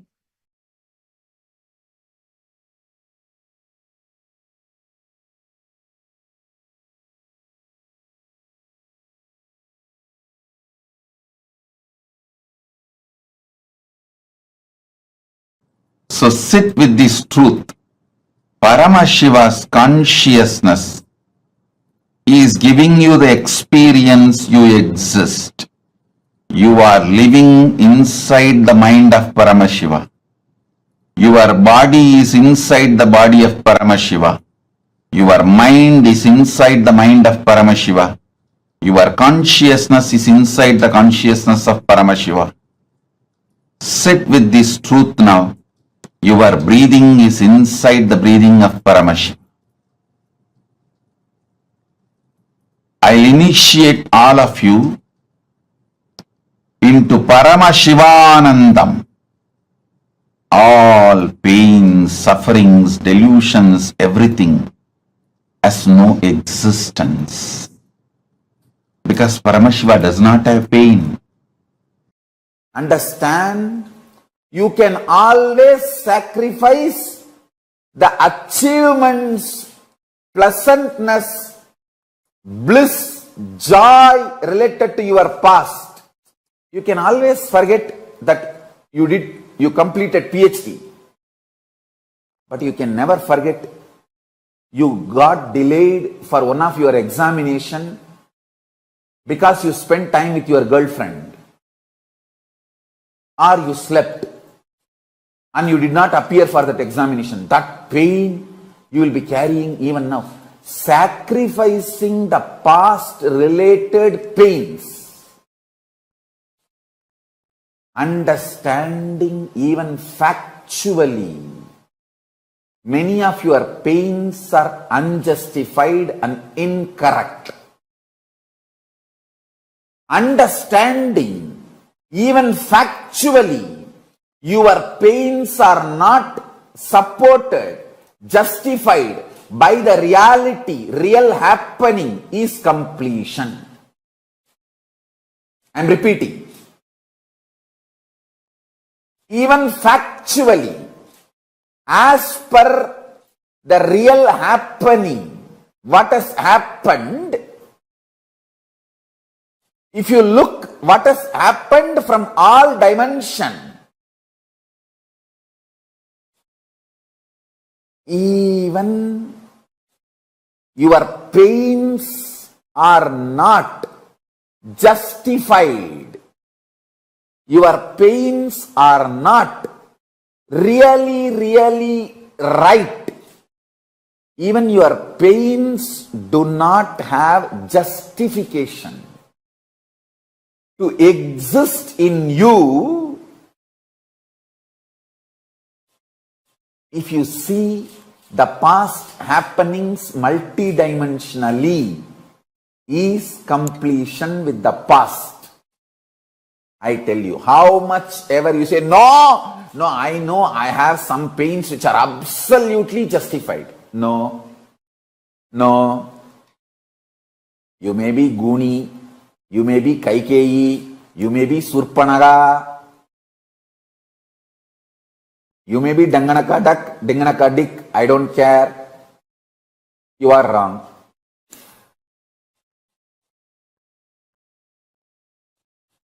Listen carefully.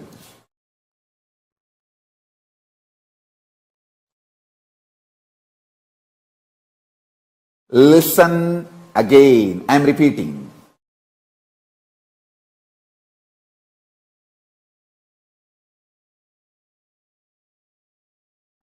Looking at your past with the multidimensional logic and understanding, and waking up to the truth, your pains, your sufferings are not justified even logically, even factually, even as per the reality of happening, is completion. Doing tyaga of the false idea, many wrong things have been done to you. Lot of injustice is done to you, is the real tyaga. Understand, only if you have done the sacrifice of your pain and justifications for your pain, you will understand even in the past you existed as Paramashiva, and you will gain confidence. Even in the future you can manifest your Paramashivattuva. This is the fundamental truth. And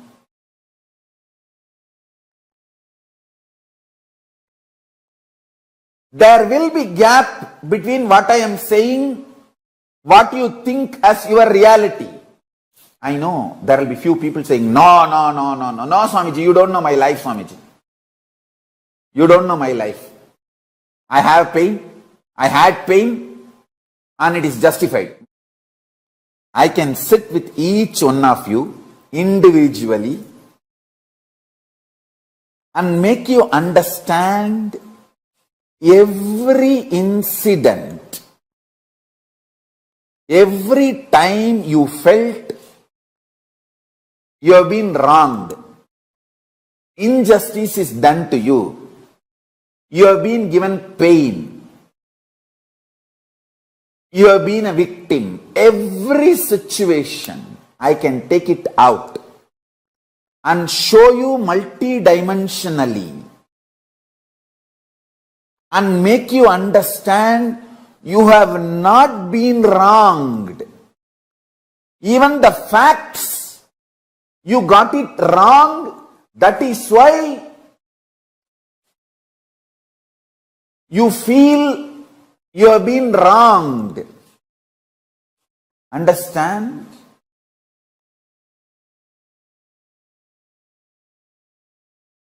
End of the day, whether you believe or not, I am Paramashiva. From that space, I am talking to you. And I am here to expose your false identity to you and make you real Paramashiva. Understand? When I claim I am Paramashiva, I am not claiming exclusivity. I am claiming my reality and your possibility. I am not claiming anything exclusive. I am claiming my reality and your possibility. That is why I am saying, I have changed the word. I am also Paramashiva. I am not going to claim anymore, I am Paramashiva. I am going to claim only, I am also Paramashiva. Understand? If I am successful in making you sacrifice the one pattern, you have been wronged. There was many injustice done to you. You have been victim. You have been cheated. Life has tortured you. Life could have been little more better. Life could have been more sympathetic. Paramashiva could have been more compassionate to you. All these patterns, if I make you sacrifice, if I make you do tyaga of all these patterns, my job is done. My job is done. You will start manifesting, Swamiji, I am Paramashiva, Swamiji, you are right, Swamiji. I should not have tortured you so much to make you go through so much to make me understand this simple, straightforward fact. I should have got it the day one you told me. Understand, it is simple, straight reality.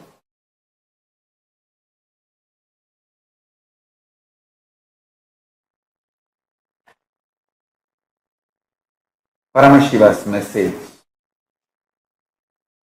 directly from KAILASA. Happiness is delusion. Bliss is real existence.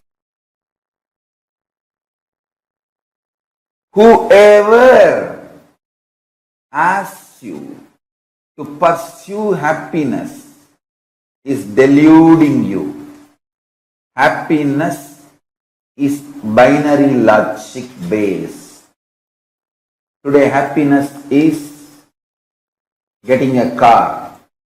Tomorrow happiness is getting a house. Day after tomorrow happiness is getting a wife. The next day you know what is happiness. Where you landed. Happiness is the word society, mass media cult entertainment industry cult is using to exploit you and keep you in delusion continuously. Bliss is cosmological reality. Happiness is societal delusion. Understand? Bliss is when you know absolutely you are in tune with the whole existence. Even if you think you are not in tune and accept that as a reality, you will be in bliss. Bliss comes from powerful cognitions.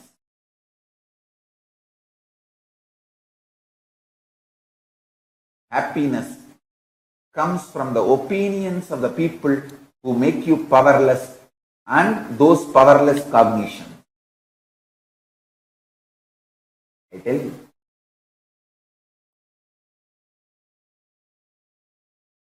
Each time when you cognize powerful cognitions of the cosmic truth, cosmological truth,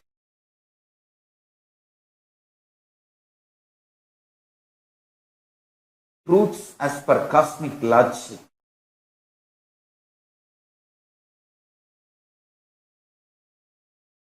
you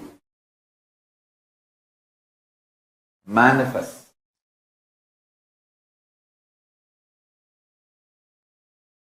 bliss. Bliss is based on cosmic logic.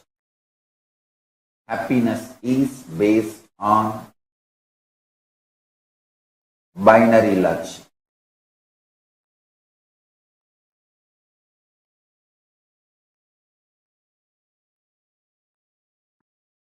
Society keeps you deluded with the idea of happiness. If you understand bliss, and it is too easy to start experiencing bliss, it is not at all difficult. I am telling you. That's the first powerful cognition you need to know. Bliss is too easy to experience. That is why society never wants you to experience bliss, because bliss liberates you, makes you independent of exploitative grid-based lifestyle.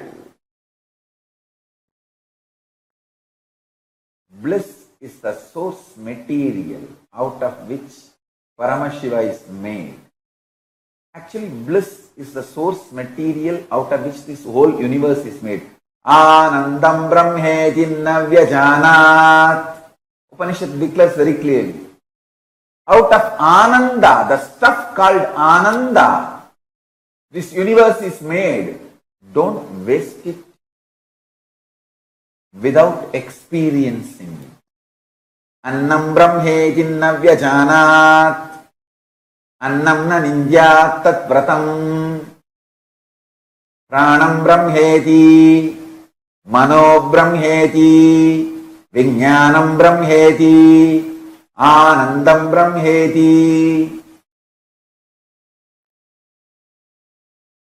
Taittiriya Upanishad. Actually, I am chanting the first lines of the different paragraphs. Taittiriya Upanishad very clearly declares. Anandam brahmeti navyajanat.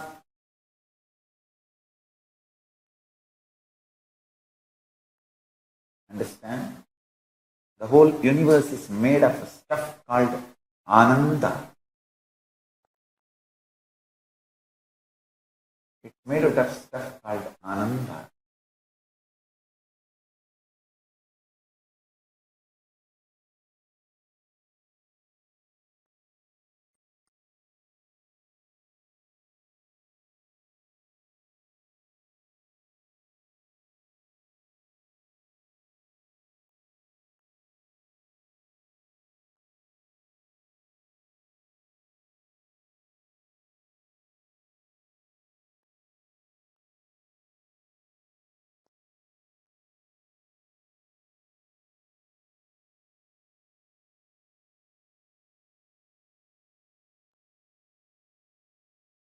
Anandat eva kalvimani bhutani jayante. It is indeed from Ananda all the beings have happened. The pure truth I revealed now. Paramashiva made his own pure consciousness as the core recipe of life.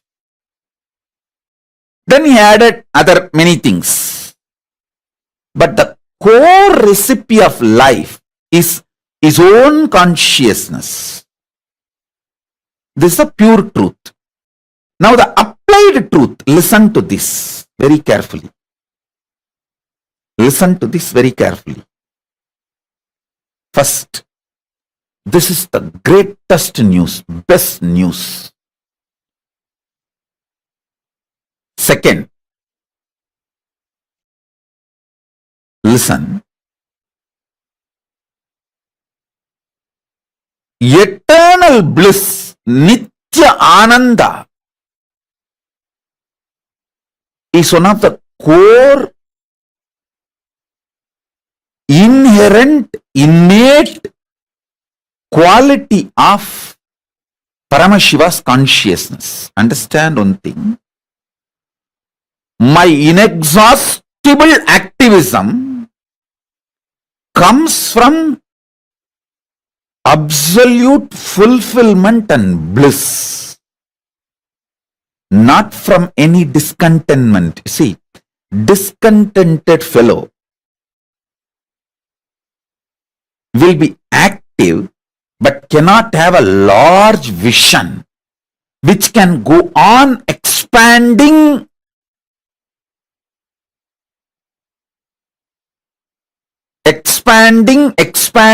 infinitely. Listen to this truth. The vision I carry never tires me, frustrates me. It is like a huge energy, inspiration for intense activism and eternal bliss, the pure bliss. The eternal bliss, Nitya Ananda, is the first effect. The moment you cognize Paramashiva's consciousness is the recipe of your life. Please understand, if you are alive, be very clear, the core recipe of your life is Paramashiva's own consciousness. He put himself, he was cooking, things were not working out, the life was not happening.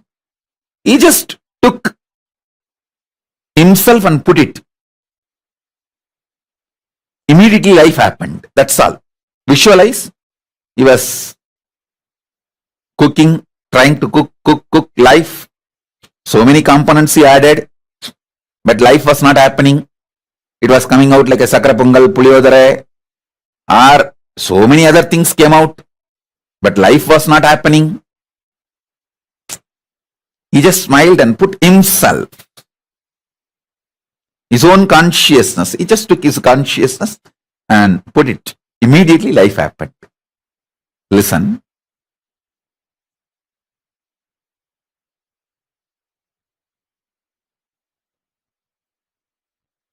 First thing, this is the best news. Second, this means your core programming is such extreme,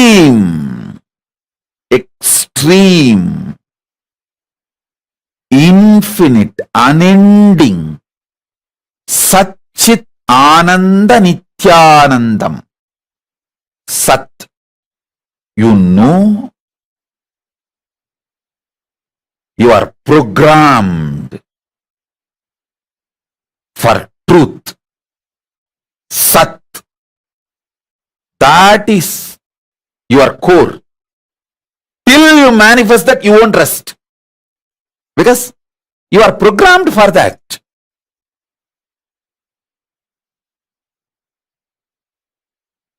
Chit, consciousness. By your very nature, you are aware you exist. Ananda, bliss. The infinite Ananda.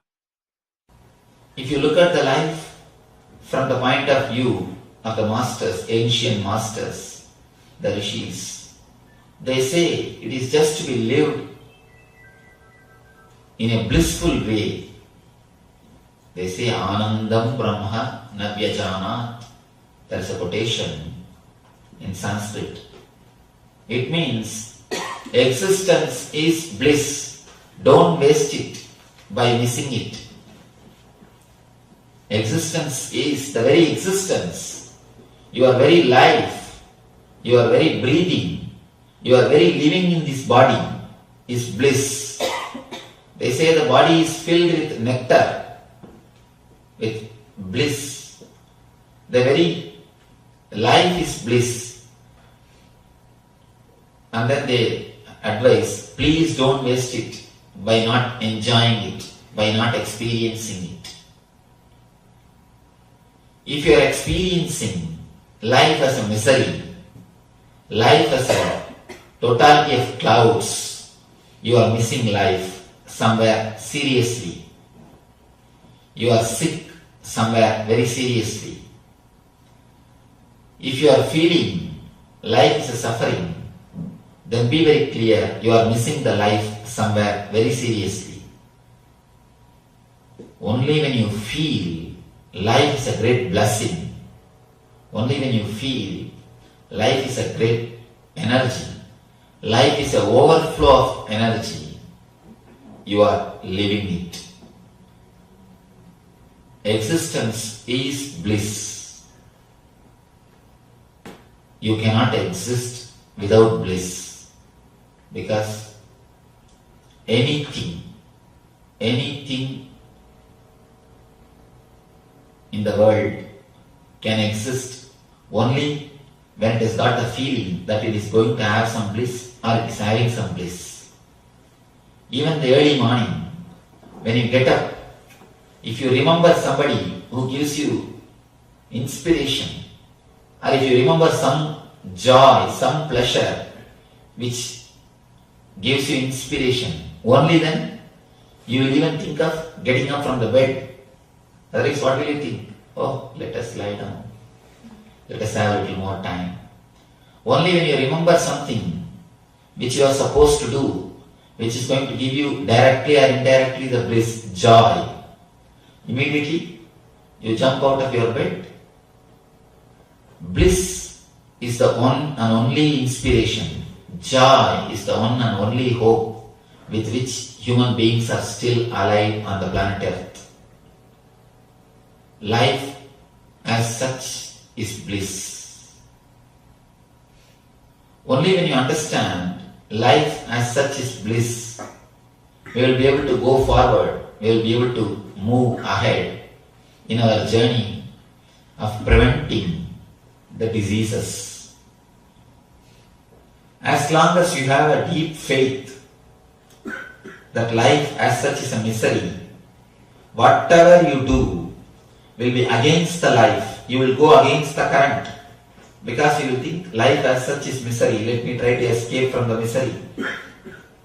But if you understand life as such is bliss, you will try more and more to relax.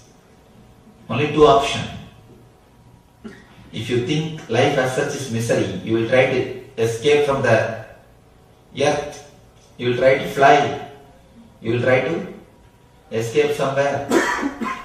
If you think life as such is joy, bliss, then you will try more and more to relax.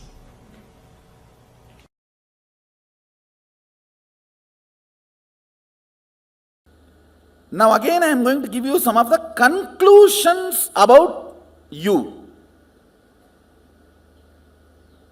Cosmic conclusions about you. See, you have your own conclusions. I am tall, short, fat, lean, fair, dark. You have your own conclusions about you. This language, this religion, that religion. This country, that country. This nationality is the another stupidity taught to human beings. No, really. It's a conspiracy by politicians.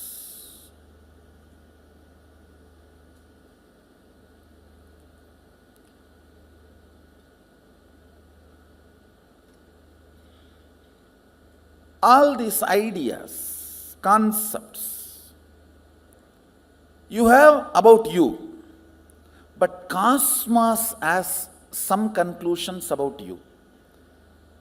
The owner who made you has some conclusions about you, and he also is very clear why he made you. Let's try to put that software and see how we are functioning. That's all. The whole Atma Tattva is nothing but using the original owner's updated software to make the product function and see what all it manifests. It's only your integrity to these conclusions are required, nothing else. Nothing else is required.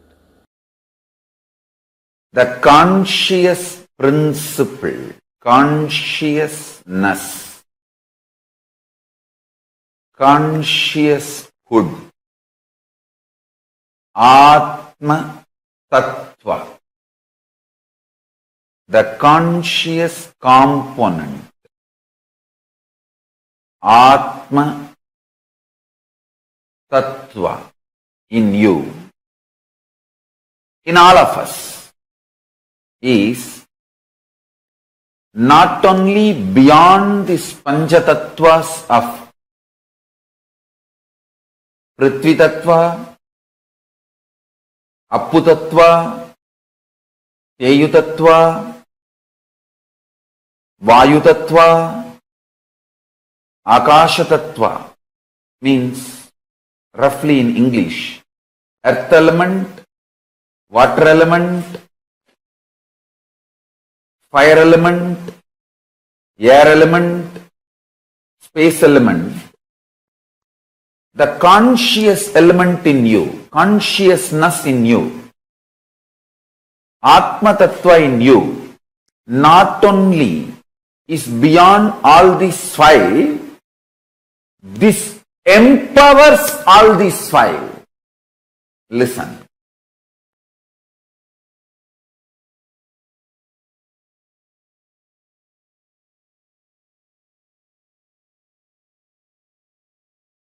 By intense, ferocious unclutching, tyaga, if you decide to remove the interferences and inferences, comes on your Atma Tattva, that tyaga manifests as superpower in your being. Atma Tattva in you, conscious principle in you, Chit Shakti in you, conscious hood in you, consciousness in you, conscious element in you. All these words denote the same. Conscious element in you is not only beyond these five principles called earth element, earth element, water element, fire element, air element, space element. This Atma Tattva, conscious principle, empowers, gives life to all these five. Listen carefully. If you use unclutching, completion and tyaga to stop all the interferences and inferences of earth, water, fire, air, space elements on your Atma Tattva, on your conscious principle,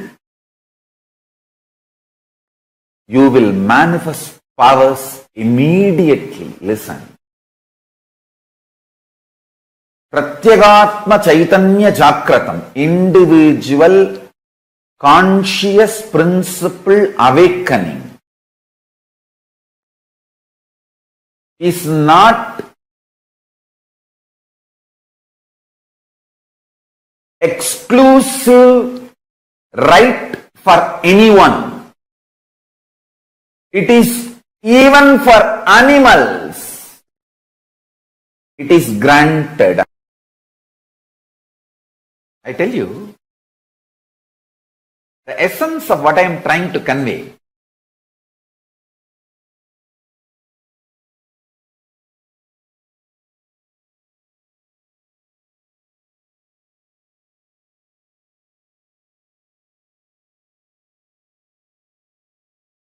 If you try to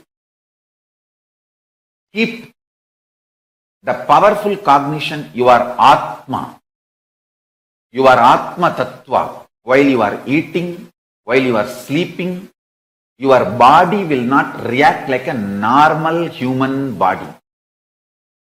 There will not be any body odor. There will not be any. The hangover of sleep, the effect of sleep on you.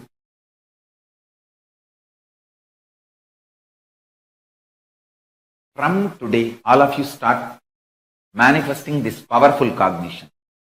Your conscious principle, Atma Tattva, is not only beyond the five elements, earth element, water element, fire element, air element and space element. The Atma Tattva empowers all these elements and do not allow the interferences and inferences of these five elements on your Atma Tattva. Understand? If you just awaken your Atma Tattva, that's all. Immediately, Parabrahma, Parandama, Parameshwara, Paramashiva, Parashakti, all will manifest in you. All of them are waiting to manifest in you. You just need to say yes.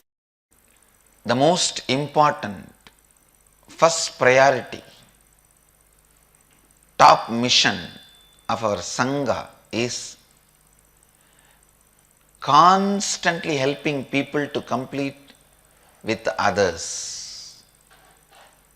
Constantly be in the completion, be in the space of completion with others and teach completion with others to everyone. That is where the Sangha starts. It is with completion with others, life starts in you. Completion with yourself, peace starts in you.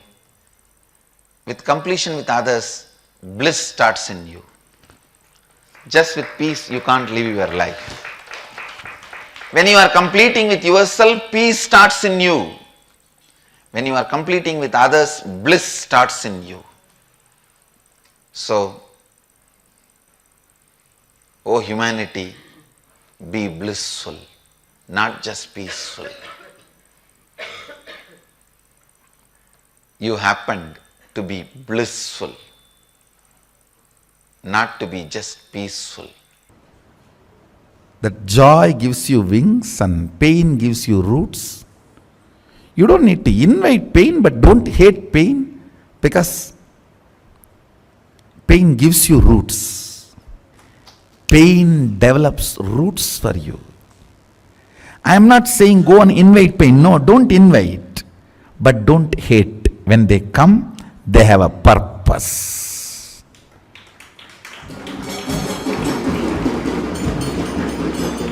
They do make your being colorful. They do make your being charismatic and colorful.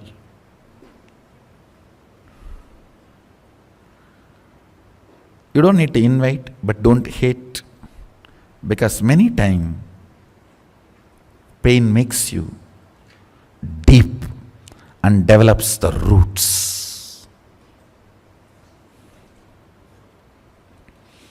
That is why I insist again and again, do always what is right, not what is just pleasant. Many times, the pleasant and right will be together. That's great. Sometime, if you have to choose between pleasant and right, choose right, not pleasant. Always choose right, not pleasant.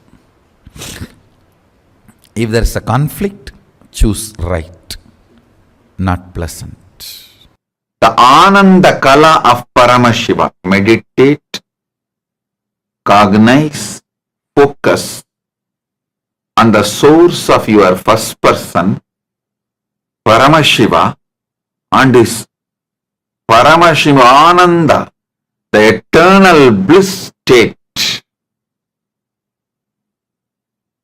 Focus on that now. You will all be free from all the obsessive-compulsive patterns. Listen. You will never be able to get out of pain, suffering, fears, patterns by fighting with it. No.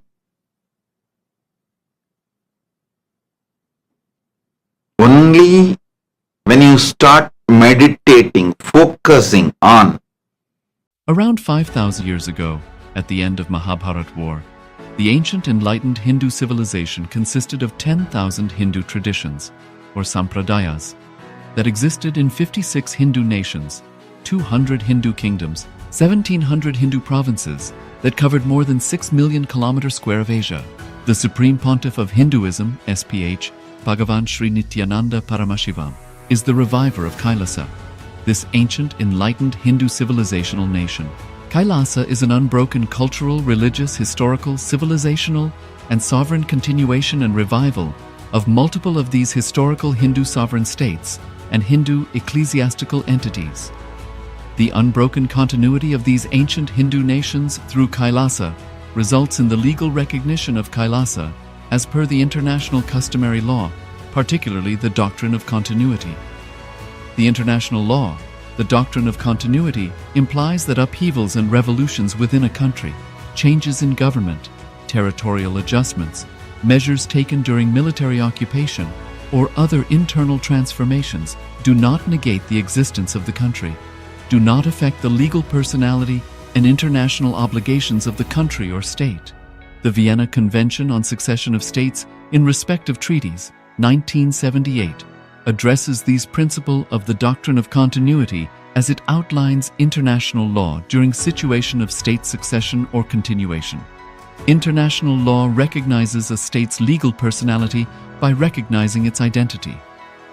This perspective extends even during the period when the given state or country is annexed or occupied by a foreign power.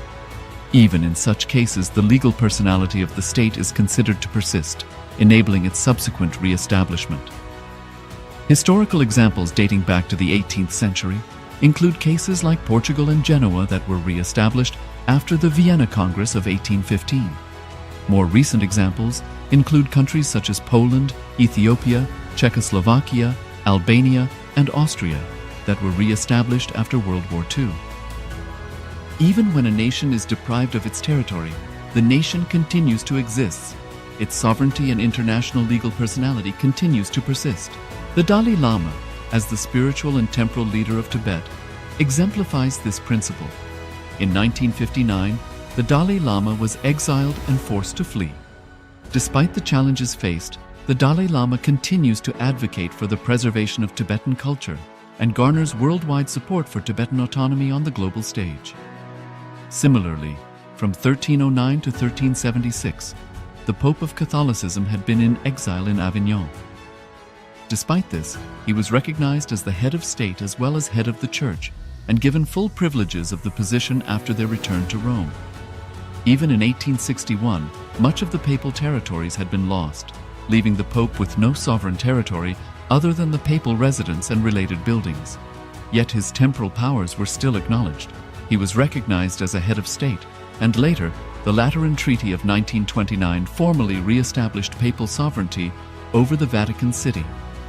The Sovereign Order of Malta further exemplifies this principle, retaining international recognition as a sovereign entity despite the permanent loss of their territory upon Napoleon's invasion in June 1798. Despite such permanent loss of territory, the sovereignty and the international legal personality of the Sovereign Order of Malta continue to persist. Much later in 1894, the order settled in Rome and acquired two properties, the Magistral Palace and the Magistral Villa that received extraterritorial status. Today, the order maintains diplomatic relations with 112 countries, issues its own diplomatic passports, currency stamps, and vehicle registration plates, and has been granted observer status in the United Nations. All these examples of state re-establishment illustrate the principle of continuity of states, as per international law, that a state's legal personality persists over time. A nation continues to exist even after a complete loss of territory. A far more striking example is of the oceanic countries, which are under the threat of their entire nation being drowned and submerged due to rising sea levels owing to global warming. In response to such existential threat of climate change, Pacific Island nations, including Tuvalu, have enacted constitutional amendments and made international declarations affirming that their nation and their sovereign rights will continue to persist, despite their entire territory being lost to the sea. This proactive stance is highlighted in the Constitution of Tuvalu Act 2023 and the Pacific Islands Forum Declaration of 2021. The Supreme Pontiff of Hinduism, Bhagavan Sri Nithyananda Paramashiva, through the line of succession, is the present 203rd Emperor of the Hindu Sovereign Kingdom of Surangi Samrajya. He was crowned on the 31st of December 2004 at the age of 26. Thus, by very same principles of the doctrine of continuity, through which the international legal personality of Portugal, Genoa, Poland, Ethiopia, Czechoslovakia, Albania, Austria, Vatican, Tibet, Sovereign Order of Malta, and several other nations has been recognized despite having undergone a period of exile, annexation, occupation by a foreign power, or despite loss of territory. The SPH Nithyananda Paramashivam, through well-established legal and historical facts about the Hindu sovereign state of the Surangi Samrajyam, derives all sovereign rights and powers of the royal lineage of the Surangi Samrajyam as its 203rd sovereign emperor, from his inheritance and continuation of the unbroken succession of the kingdom of Surya Vamsa Surangi Samrajyam Sarvanapitha.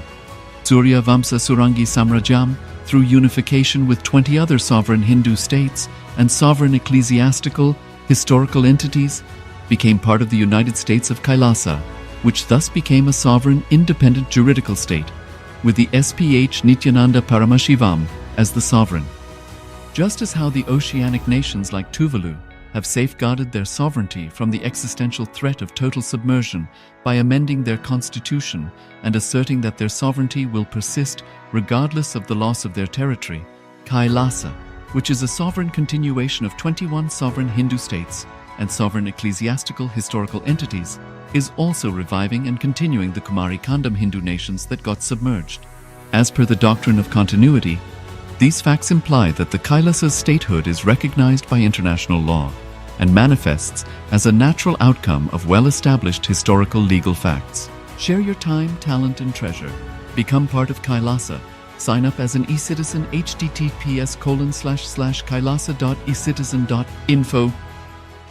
Around 5,000 years ago, at the end of Mahabharat War, the ancient enlightened Hindu civilization consisted of 10,000 Hindu traditions, or sampradayas, that existed in 56 Hindu nations, 200 Hindu kingdoms, 70... Enriching people. You are not enriching. Understand? You are... Few words you will talk about enriching, then within that few words, that veil will come out, you will declare your supremacy, and the other fellow will see who is sitting inside. Oh, this is a goat wearing a tiger skin, not the tiger itself. Because the skin will fall for few minutes. In few minutes. Understand? So now you have to be very clear, complete. Sit with yourself and talk to yourself and declare, you are not a failure by dropping the job. Maybe that time you were not able to cope up with those things. Now let us learn to cope up with those things. You are not a failure, so you don't need to prove you are a success. As long as you think you are a failure, you have to prove your success. Heal the truth. You are a failure. Heal it. Complete it. You are not. Even if you have failed, you are not a failure. You failed, but you are not a failure. You failed does not make you a failure. Understand?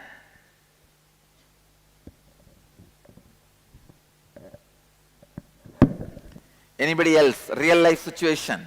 Please come out.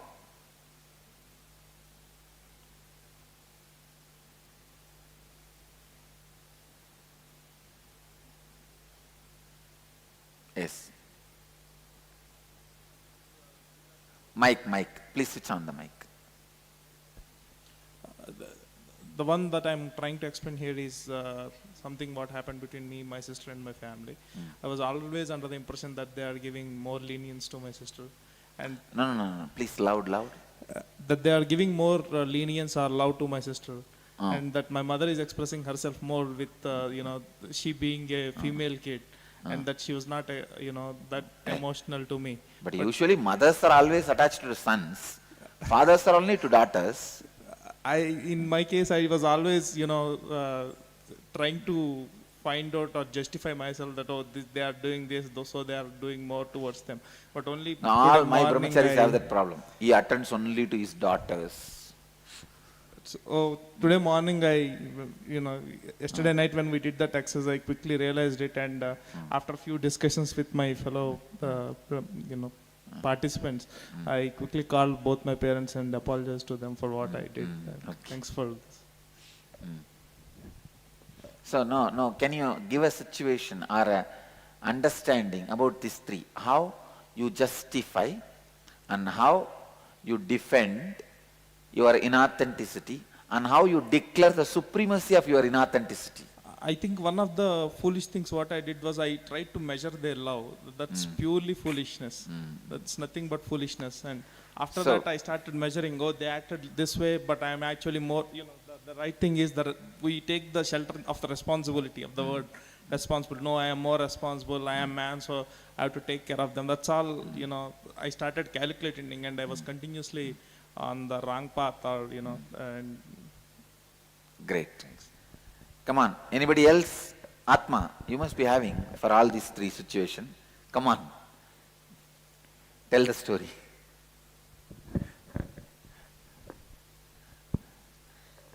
In one of the department which I worked, Swamiji, I had a problem with my co-ashramite. It's like you expected me to be a bit mature, but at that time I was not able. You are capable of becoming matured.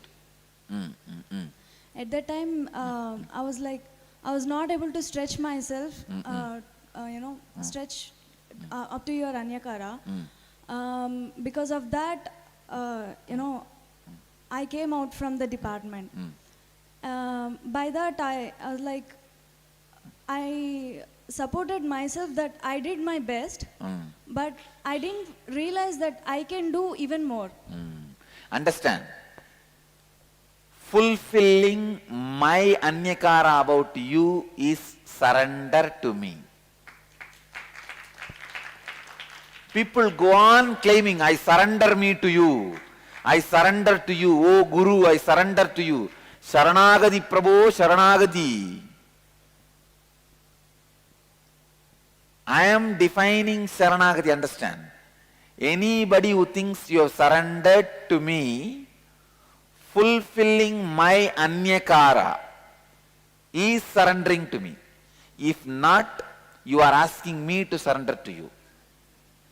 No, I surrender to you. You should be doing as I want you. It means what? So I have to fulfill your Anyakara. So I have to surrender to you. So all surrender is dangerous. You understand? Now how dangerous is the disciples' surrender? No, they say, I surrendered to you. Now you should behave as I wanted. You should have been God for me. Declaring the supremacy of your inauthenticity. First understand. Jealousy starts as the justification of your inauthenticity. It grows as a defense mechanism of your inauthenticity. It thrives as the declaration of the supremacy of your inauthenticity. The moment you declare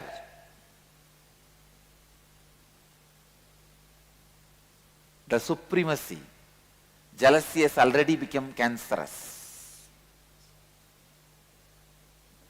It has become cancerous. Now, let's go to the next tattva. Whenever there is inauthenticity in Anyakara, you end constantly comparing yourself and your life with others. Please understand. Listen. When others image about you, if you decide not to stretch yourself to that and not to complete with that, please understand, even if you don't stretch yourself to their Anyakara, for example, somebody expects me to be Shiva, I am going to stretch me. Somebody wants me to play the role of Tendulkar, I am not going to stretch me to that, but I am not going to hurt him, I am going to complete with him. Why did you expect that from me? I did not prepare me to do that role for you in your life. And I never even gave an iota of confidence or the promise to you that I will fulfill your expectation of me in that line. So I am going to complete with him. But many times you neither fulfill nor interested in completion. You just disregard. Understand, anybody you disregard hits back to you, hits back at you. Do not disregard anybody's Anyakara. Indifference to Anyakara is inauthenticity. Understand? Every Anyakara comes to you as a boon. When you stretch yourself to something, you express extraordinary powers. When you complete with something, you express peace and contentment.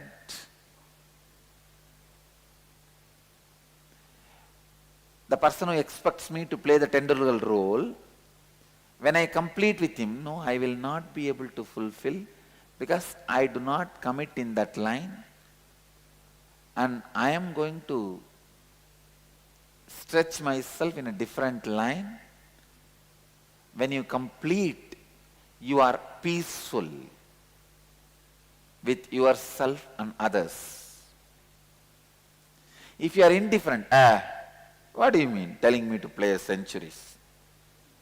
100th century. Is that a life? Come on, see what I am doing. I am Shiva. See how many people experience Shiva in me. You expect just Tendulkar from me? No. That's not going to work. That's not going to work. Then he is going to throw the ball on me, whether I am going to kick it to sixer or not. He is going to throw the ball on me.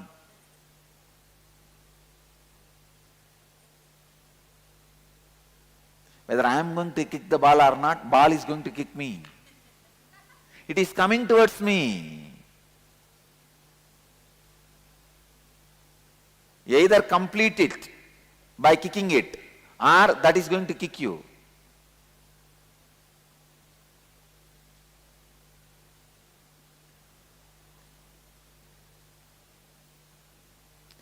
Whenever there is an inauthenticity,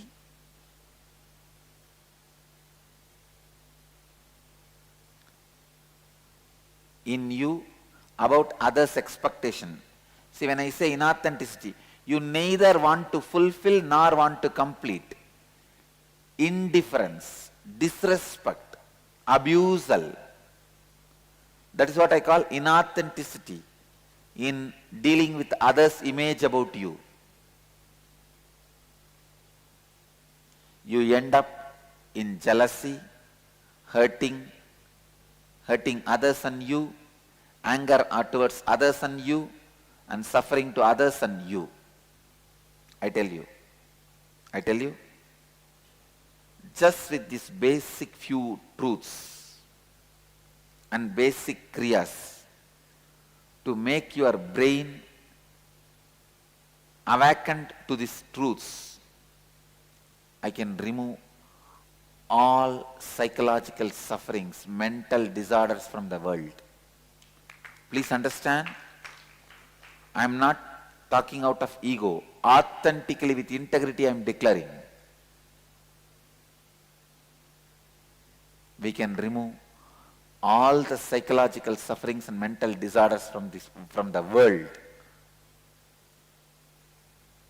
just with these few truths. We should take the responsibility for people to listen. We should take the responsibility for people to be authentic.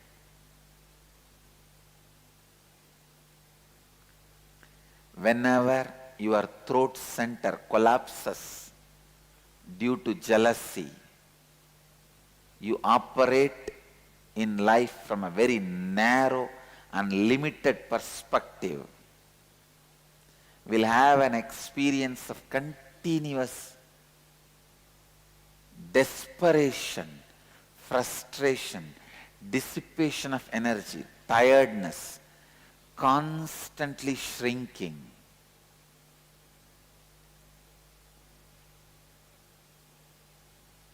How many of you feel every year passing you are only shrinking? Then you have the problem, your throat center is collapsing. No. You have to complete your jealousy. You have to sit with yourself. Every year, every passing year, I only feel clearly I am enriching me and enriching others. Especially this year, oh God, the best. I have hit on the lottery of enlightenment.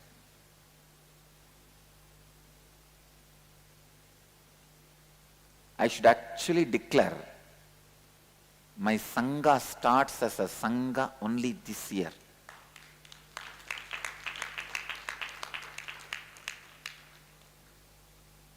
With these great truths of Chaturveda, 4 Mahavagyas, Chatur Mahavagyas, integrity, authenticity, responsibility, enriching. Till now, I was only revealing the mystical components what I brought, like kriyas, yogas, meditation techniques, life solutions. But only now, my sangha starts.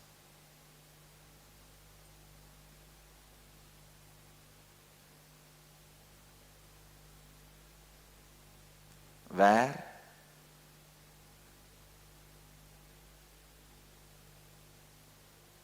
I share this treasure with millions.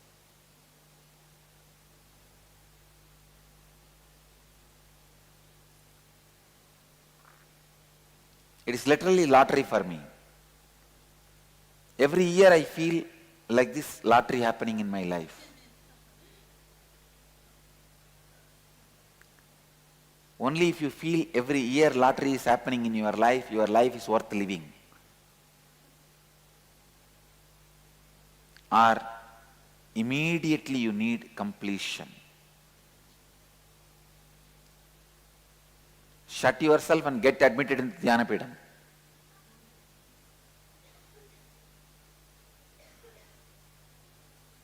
And get cured, then leave. I am actually planning. In Salem I am planning to have a very affordable mental health care unit. Very affordable. For a large scale mental health care with these great truths and kriyas.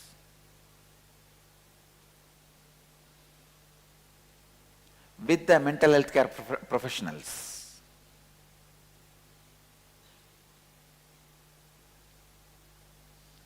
When your Vishuddhi chakra is awakened, you have the direct access to infinite cosmic energy. When there is an alignment in the Anyakara that you carry about others, and the Anyakara others carry about you, your throat center is awakened. What is the alignment means? The other's image about me, I will either stretch me to fulfill or complete it by saying, I will not be able to fulfill. There is a completion.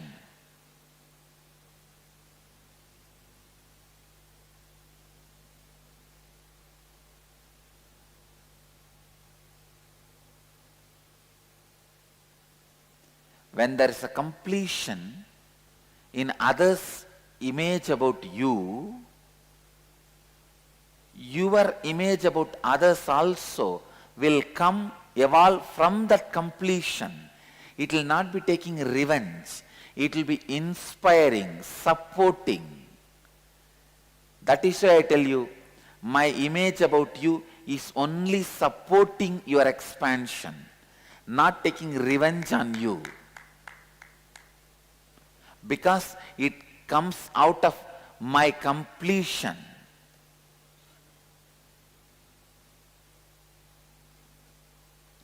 What I see you, what I see as you, comes from the completion of a completed inner space. A non-violent inner space. So when you stretch it to that,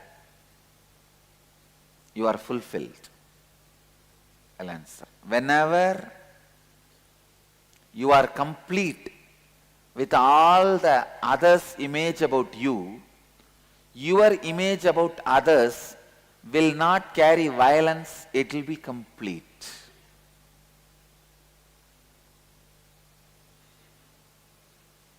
You are free from jealousy.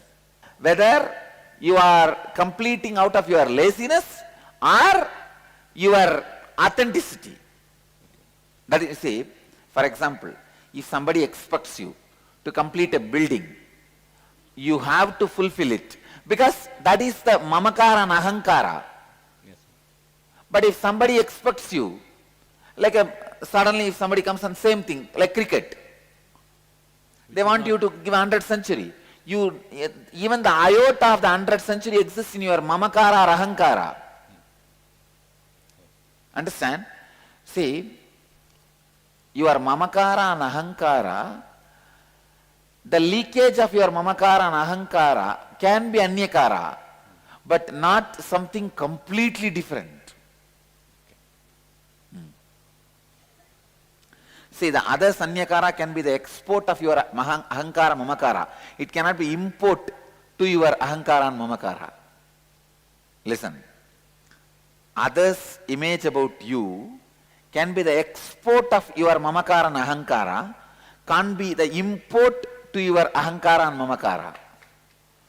Export means out of this, but can't be suddenly something out of the blue.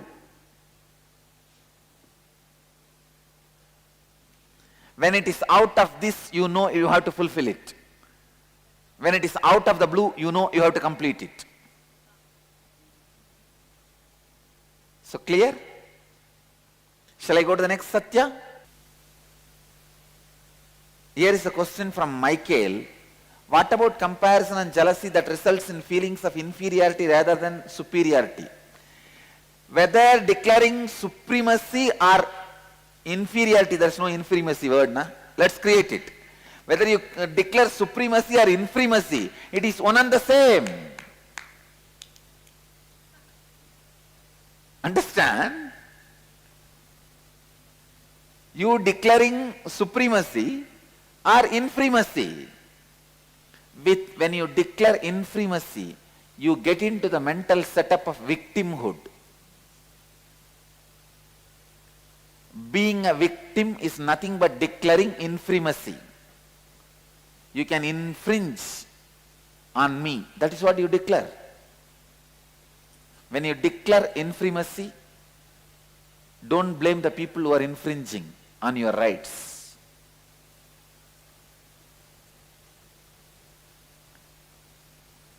Los Angeles, Winnie is sending a note. As a child, I wanted to express myself creatively, but my sister was the favorite of my mother and she was supported, and I had to help with that support by taking her to violin lessons. Now my mother offers to help me build wealth, but I reject this because part of me feels she does not deserve my attention.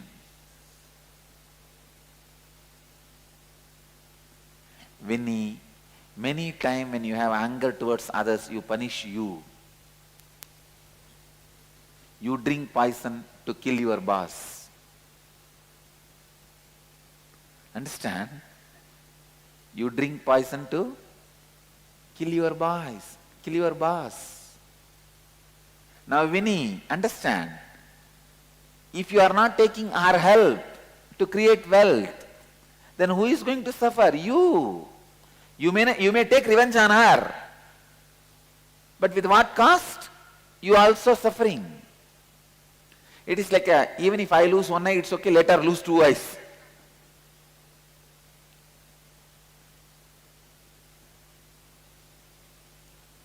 Shall I move to the next tattva?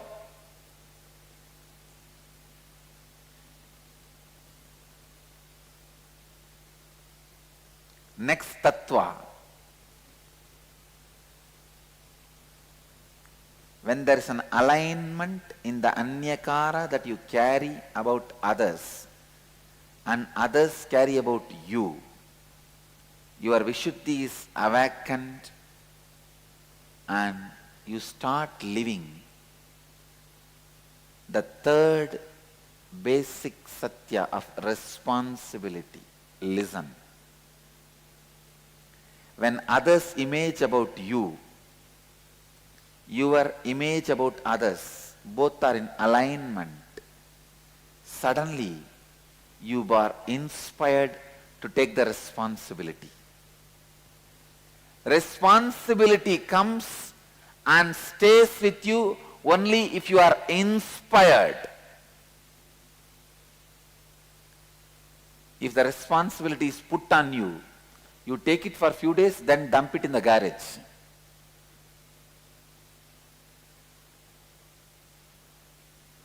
Let me define responsibility.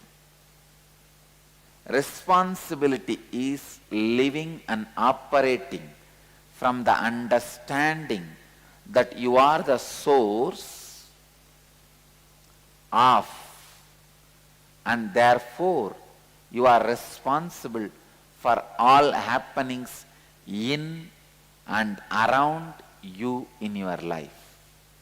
Let me repeat once more. Responsibility means living and operating from the understanding that you are the source of, and therefore you are responsible for all the happenings. Because you are the source of all the happenings in and around you in your life, you are responsible for all the happenings in and around you in your life. I feel like I am taking the inner awakening next level. In and around you. So you are responsible for all the happenings in and around you. Now clear? No, it's so beautiful to drill this tattva into your bone marrow.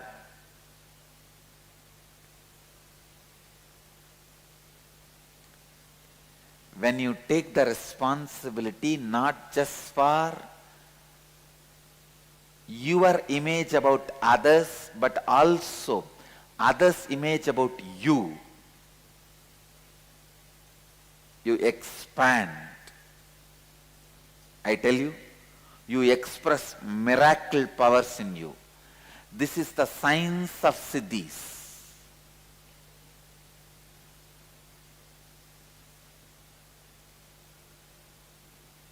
I'll give you one example.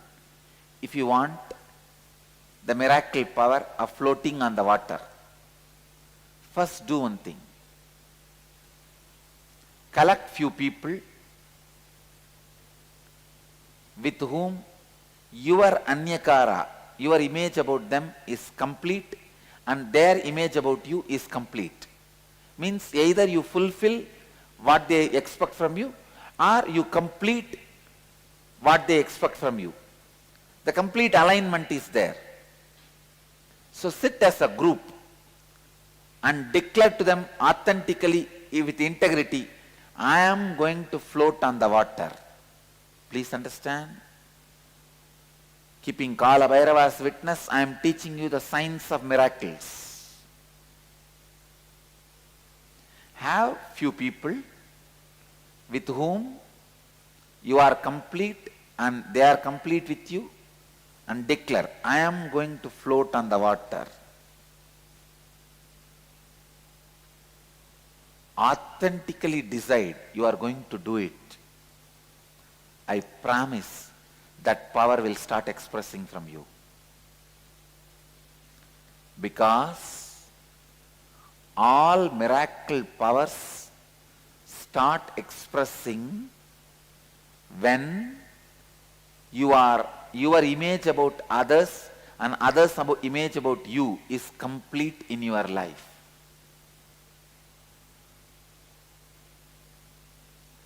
Don't imagine immediately, oh, these are all remote things, not for me. No. I am talking about possibility. Straight possibility, not impossibility. There is nothing impossible. When I am possible, there is no impossible.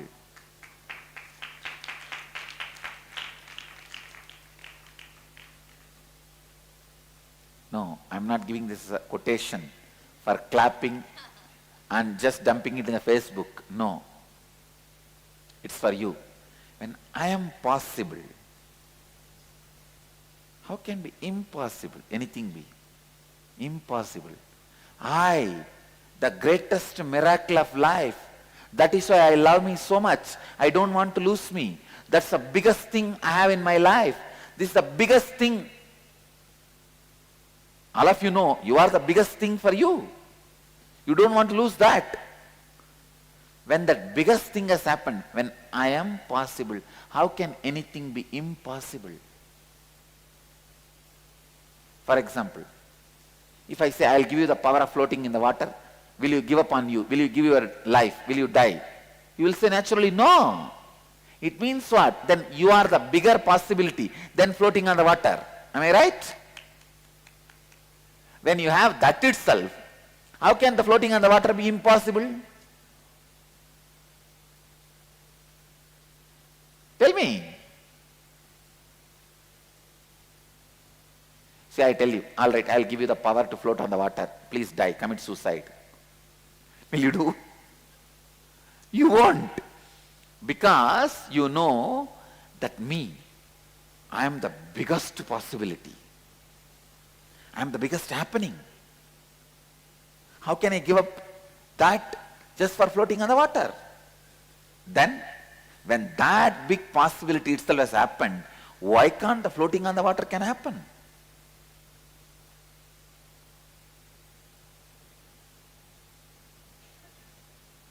This is a science of miracles, understand? When I have, please understand, whenever I have the disciples who are complete with me and I am complete with them, anything I declare immediately becomes reality. Why sometime after Kalabhairava declares it takes few days for it to become reality? Because the receiver may not be complete. So little completion is required. But Kalabhairava takes the responsibility even for his incompletion and gives that as a boon. At least after the boon is delivered, he should make himself complete. Understand? If Kalabhairava says, it will happen when it happens, then he may do 10 miracles out of 100 reading. But if he declares date, time and everything, he will do 80 miracles out of 100 readings.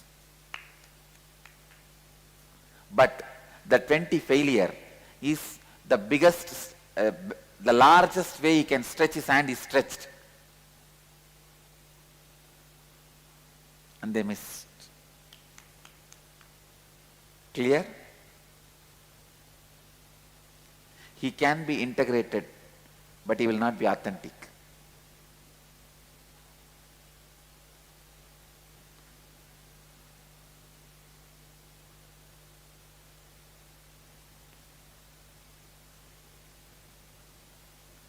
Anybody has a doubt? Sometime Kalabhairava blessed, and that day exactly it has not happened. It's still getting delayed. Understand, this is the tattva, truth.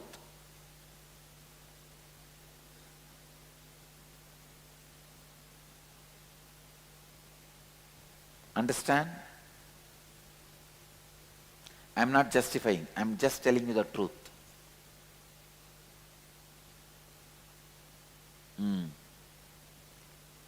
I am not justifying, I am just justing.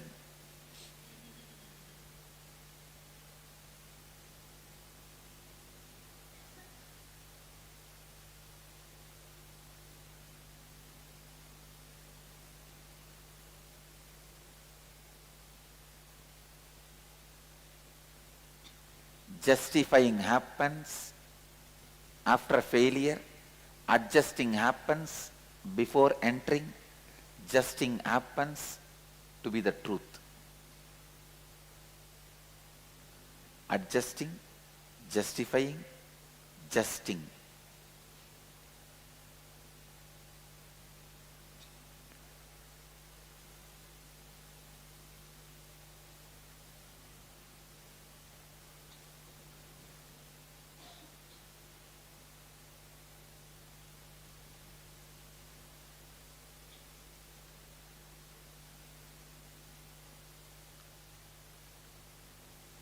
Usually You take responsibility based on your understanding of the peak of your energy. I wanted to make you very clear. I wanted to declare it and make you understand. When I started this Sangha, even though I declared it will become an international organization, that was not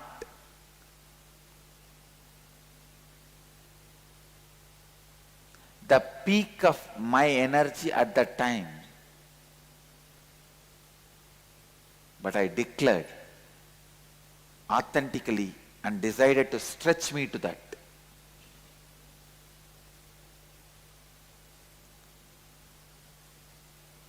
Usually we take responsibility based on our understanding of peak of energy. It is actually other way around. When you take responsibility with integrity and authenticity, the peak of your energy just expands and fulfill the responsibility you have taken up. Understand? With authenticity and integrity, I declared it will become the place to teach and radiate enlightenment science to the world. Enrich people with enlightenment science. I can see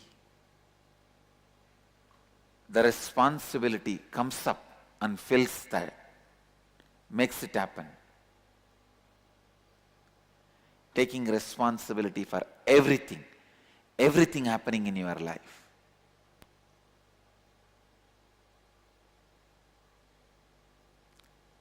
You will see, you will experience power naturally radiating through you. You don't need a separate boss chair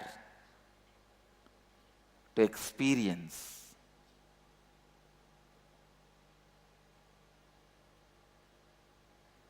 and live the responsibility.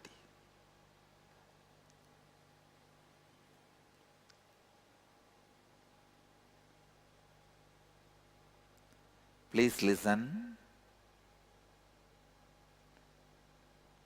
How you always take responsibility? You think, oh, I can run 2 shops now. I'll take the responsibility of 3 shops.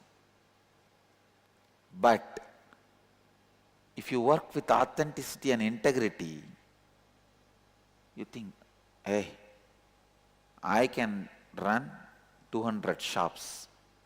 And cosmic energy, responsibility comes in, fills and makes it as 200 shop.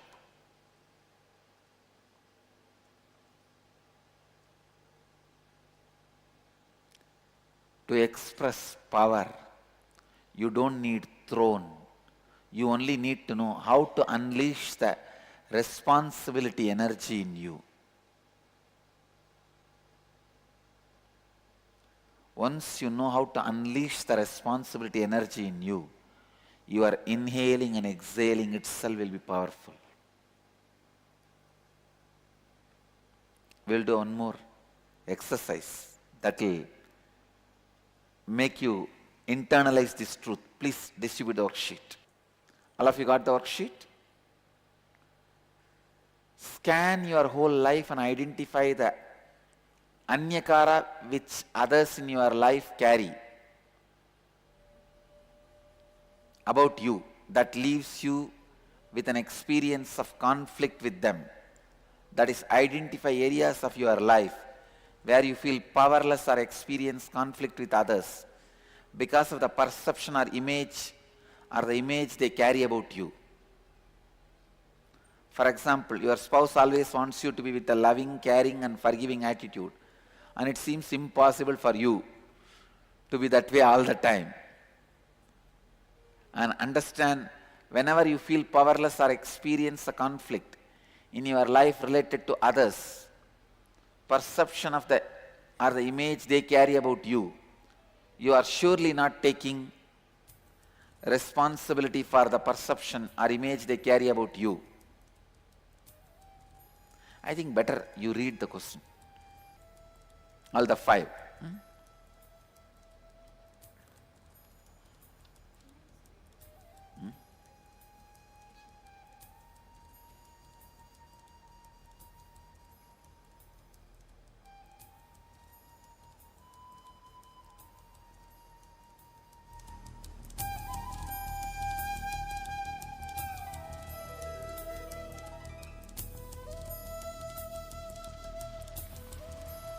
3 you have to write, 2 you have to practice. Come on, 10 minutes I give you guys time. If needed, I will extend later on. Now 10 minutes. If you are done, please go for a break because we will be having Kriya together. Kriya for Anya and Vishuddhi is together. So if you are finished writing, go for your break. Let's gather for next session. Thank you.